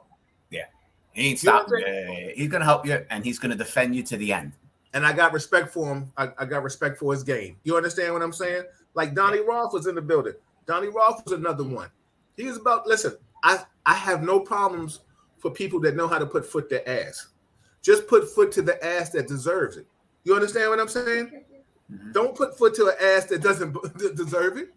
And that's True. the moral of my story. You know what I'm saying? I have to cut off at 9. So if Malika wants to, yell Nah, she gonna let you 10 go. minutes left. Nah. You know what's so funny? Everybody, I think I've enjoyed one. This is probably one of the best conversations, and it's probably one of the realest that we've always had, because the three of us tonight, and you have so many comments and questions in here, and everybody will go back and chop it up. My man Boone said, Bill, you have always been a stand-up guy and always stood for something before and after the badge. Absolutely, my brother. That's my dojo brother, Boone. Let me tell you something. Him and him, we done fought for years. Official cats. Official. We come from champions. We were champions when we went to tournaments. And listen, pound for pound, he know he can call me today and I can call him and we rock. With that being said, but everybody out there listening to us tonight, Alicia, I know you got it. You would have loved to have been in this conversation, Alicia, because Alicia's about that life too. We gave you the inside of what law enforcement was about, right? I'll never want to take away what I've enjoyed. I've met some beautiful people, and it's caused me to live a beautiful lifestyle, right? But the elephant in the room is what the three of us right now were just talking about. See, this is my PSA right now before any of you speak. That's the elephant in the room, right? How do we become people that are about working and doing the right thing, right? If Kevin doesn't want to give a person a break, it doesn't make him wrong. He has the power of discretion. And if he doesn't want to use that discretion because he may not understand that code, that doesn't make it wrong. I may not understand his code, but I may adapt to it. And this is what we all talk about. He may adapt to my code. See, this is about working and changing and understanding each other's cultures and ideologies so we can work together to make this world better. Listen, let's stop all that crime shit. I'm not about crime. No way. I'm not co-signing no crime. I'm not co-signing any of that. What I just want us all to be safe and live a better place. Kev and Chuck, you go ahead, and then we can get out of here. Like I was saying before, man, as Kevin made it very clear, you said that based on your upbringing, what you have to look at is, like, once again, I mean, I know there's an adage directly out of Martin Luther King that has to do with, at some point, you want to judge people not by the color of their skin, but the content of their character. And that in itself is what makes a police officer, not a cop, a police officer. What is his character? Is he willing to, if his character is in the right place and he wants to do what's good on behalf of the community, then that's the person you want in that uniform. If that person's character is fucked up and he has certain biases and ideologies and prejudice, then guess what? It's going to show. It's going to come out, and you're going to see what his true character is. And that has a lot to do with where is that person's character. And if in fact there was a way of being able to correlate that psychological with figuring out on the onset what their character is and see how it coincides, because it's a duality. They both have to coexist together. You can't have one without the other. But first and foremost, where's that person's spirit? Where is their character, and where is their heart in regards to this job? Is it about because, oh, you know, when you were a kid, you got beat up all the freaking time. Now you want to be a cop because you want to go around and beat? Because I got some cats that come on this job because, you know, they got their lunch money taken from them, and now they want to be a cop. No. Then you have other people that, because their family has been police officers and they're out of service, they want to do it because they want to follow the lineage of their family. And then there's certain people that says, hey, look, based on other issues, they just always wanted to be a police officer. But I think that, once again, it all comes down to binding a community, but also finding out really and truly, man, what a person's character is, coupled with that psychological. And like you said, you got to test it. You got to have them, and you got to test it. You can't wait till they get out of the academy to find out what it is. You got to test it when it's in the academy, and you test them from day one. That standing online, waiting to go into that auditorium and the blazing heat for 4 hours, that's a test, man. And you can see where the person's character and heart is. They got off the damn line. Said, me 4 hours in the sun, I burn into oblivion. Cats got a lot of cans that That's half a morning. death Word, sentence word. for you. Yeah. You know, so I mean that's just my feeling on it. Like I said, we have to test and tax it from right out of the gate. You can't wait till they get into the street to find out what they're made of. You know, you can't be soft on them when they're can. You can't scream at them. They got water bottles. I'm like, I don't remember what a water bottle. I was like, look, You would have got hit in the head with a water bottle. Exactly. I would have thrown it at And you should have. Unbelievable, yo. Yeah, you want a water bottle. Yeah, like the instructor should be throwing it across the gym at your face. Unbelievable. Exactly, yo. Yeah. We're old school. Bring dodgeball, hit kids.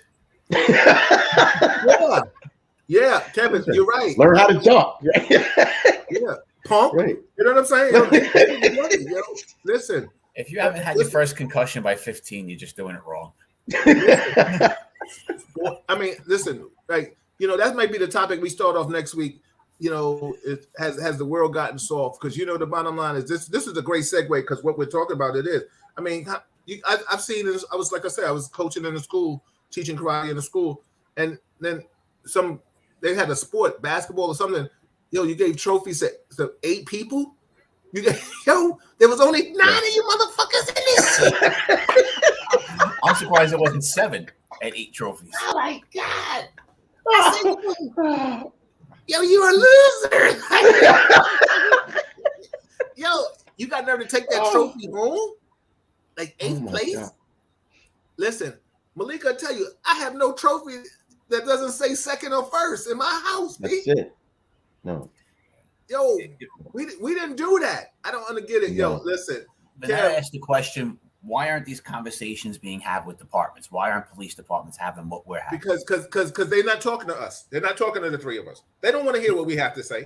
Because they're talking to academics who study policing, who never lived in the city, or who never were a police officer, and they don't have answers. Academics will never figure this out. Politicians and academics make up the rules of the game for us.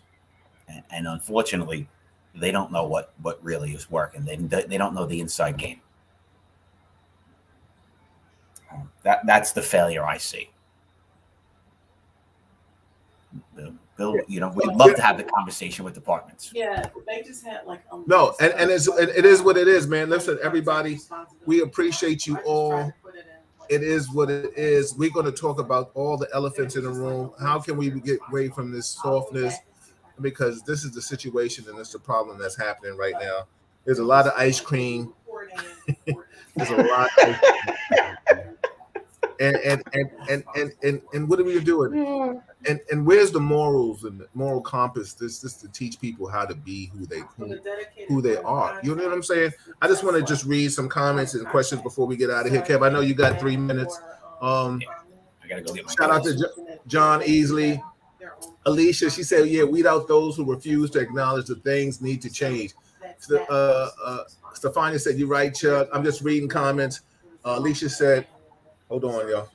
She also said that the key to accountability is for those who want to be thugs in uniform. Absolutely. Vanetta said, why not have this conversation with the department? They don't have us. Lamont said, dodgeball, Bill. Yeah. Mark said, yo, you should name this the Guts and the Glory Show. I appreciate all of your services. Guts and Glory. I like that. Yeah. Lamont says soft, super sensitive, politically correctness on steroids. Absolutely. Mark said, right, Kevin. Steve Talkovitz, my man. Love you, bro. He said police academy instructors should all be retired cops teaching. That's an excellent point, Steve. That's an excellent point.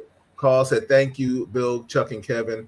Cheryl, she said, thanks, Kevin. You must have said something that she agrees with. Alicia said he only resigned his position as union president. He's still on the job. Yeah, that's right. But they talking about writing him up, Alicia. Listen, everybody, please share this video. Let me tell you something. You ain't getting it no realer than this. Listen, we say what we're supposed to say. We say what we feel. It's not scripted. We didn't even know we was going down this rabbit hole, right? No, not at all. We still got videos we didn't show. Everybody, we coming back. Share the videos, please. Next week, like I always say, anybody, you're always welcome to join in. I know a lot of you appreciate the side, watching from the with your feet up, sucking on your coladas and your drinks and your cocktails. I do too, because now I'm thirsty. laughing with my boys. You know what I'm saying? But you know, it's all about changing the culture. I think Steve Talkovich said something personal. Because let me tell you something.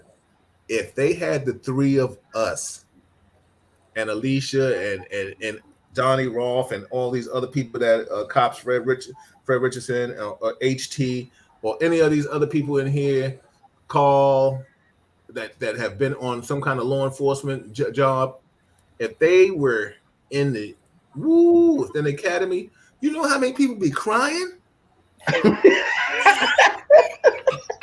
And look at us. We're laughing at that statement.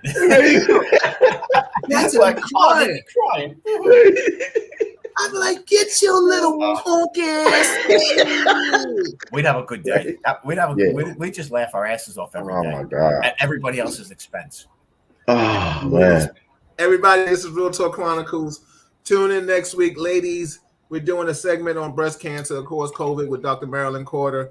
Every Wednesday and Thursday, you got Chuck and Kev here with myself. Every Monday, we have a different person. We have Simile and Al Taylor. Oh, listen, man, we got to line up. The 20th, we have Metro Plus coming in here talking about healthcare and things like that. That's going to be on a Wednesday. So listen, have a great night, Steve. Everybody have a great night. Stefania said Kev alone would dismiss them for lack of knowledge of stats. Absolutely. If you don't know stats, your ass is out of here, yo. Good night, everybody. Stats and how many Good times night, everybody. you to run. Yeah. Absolutely. All right, brother. Good night, everybody. Good night, everyone. Yo.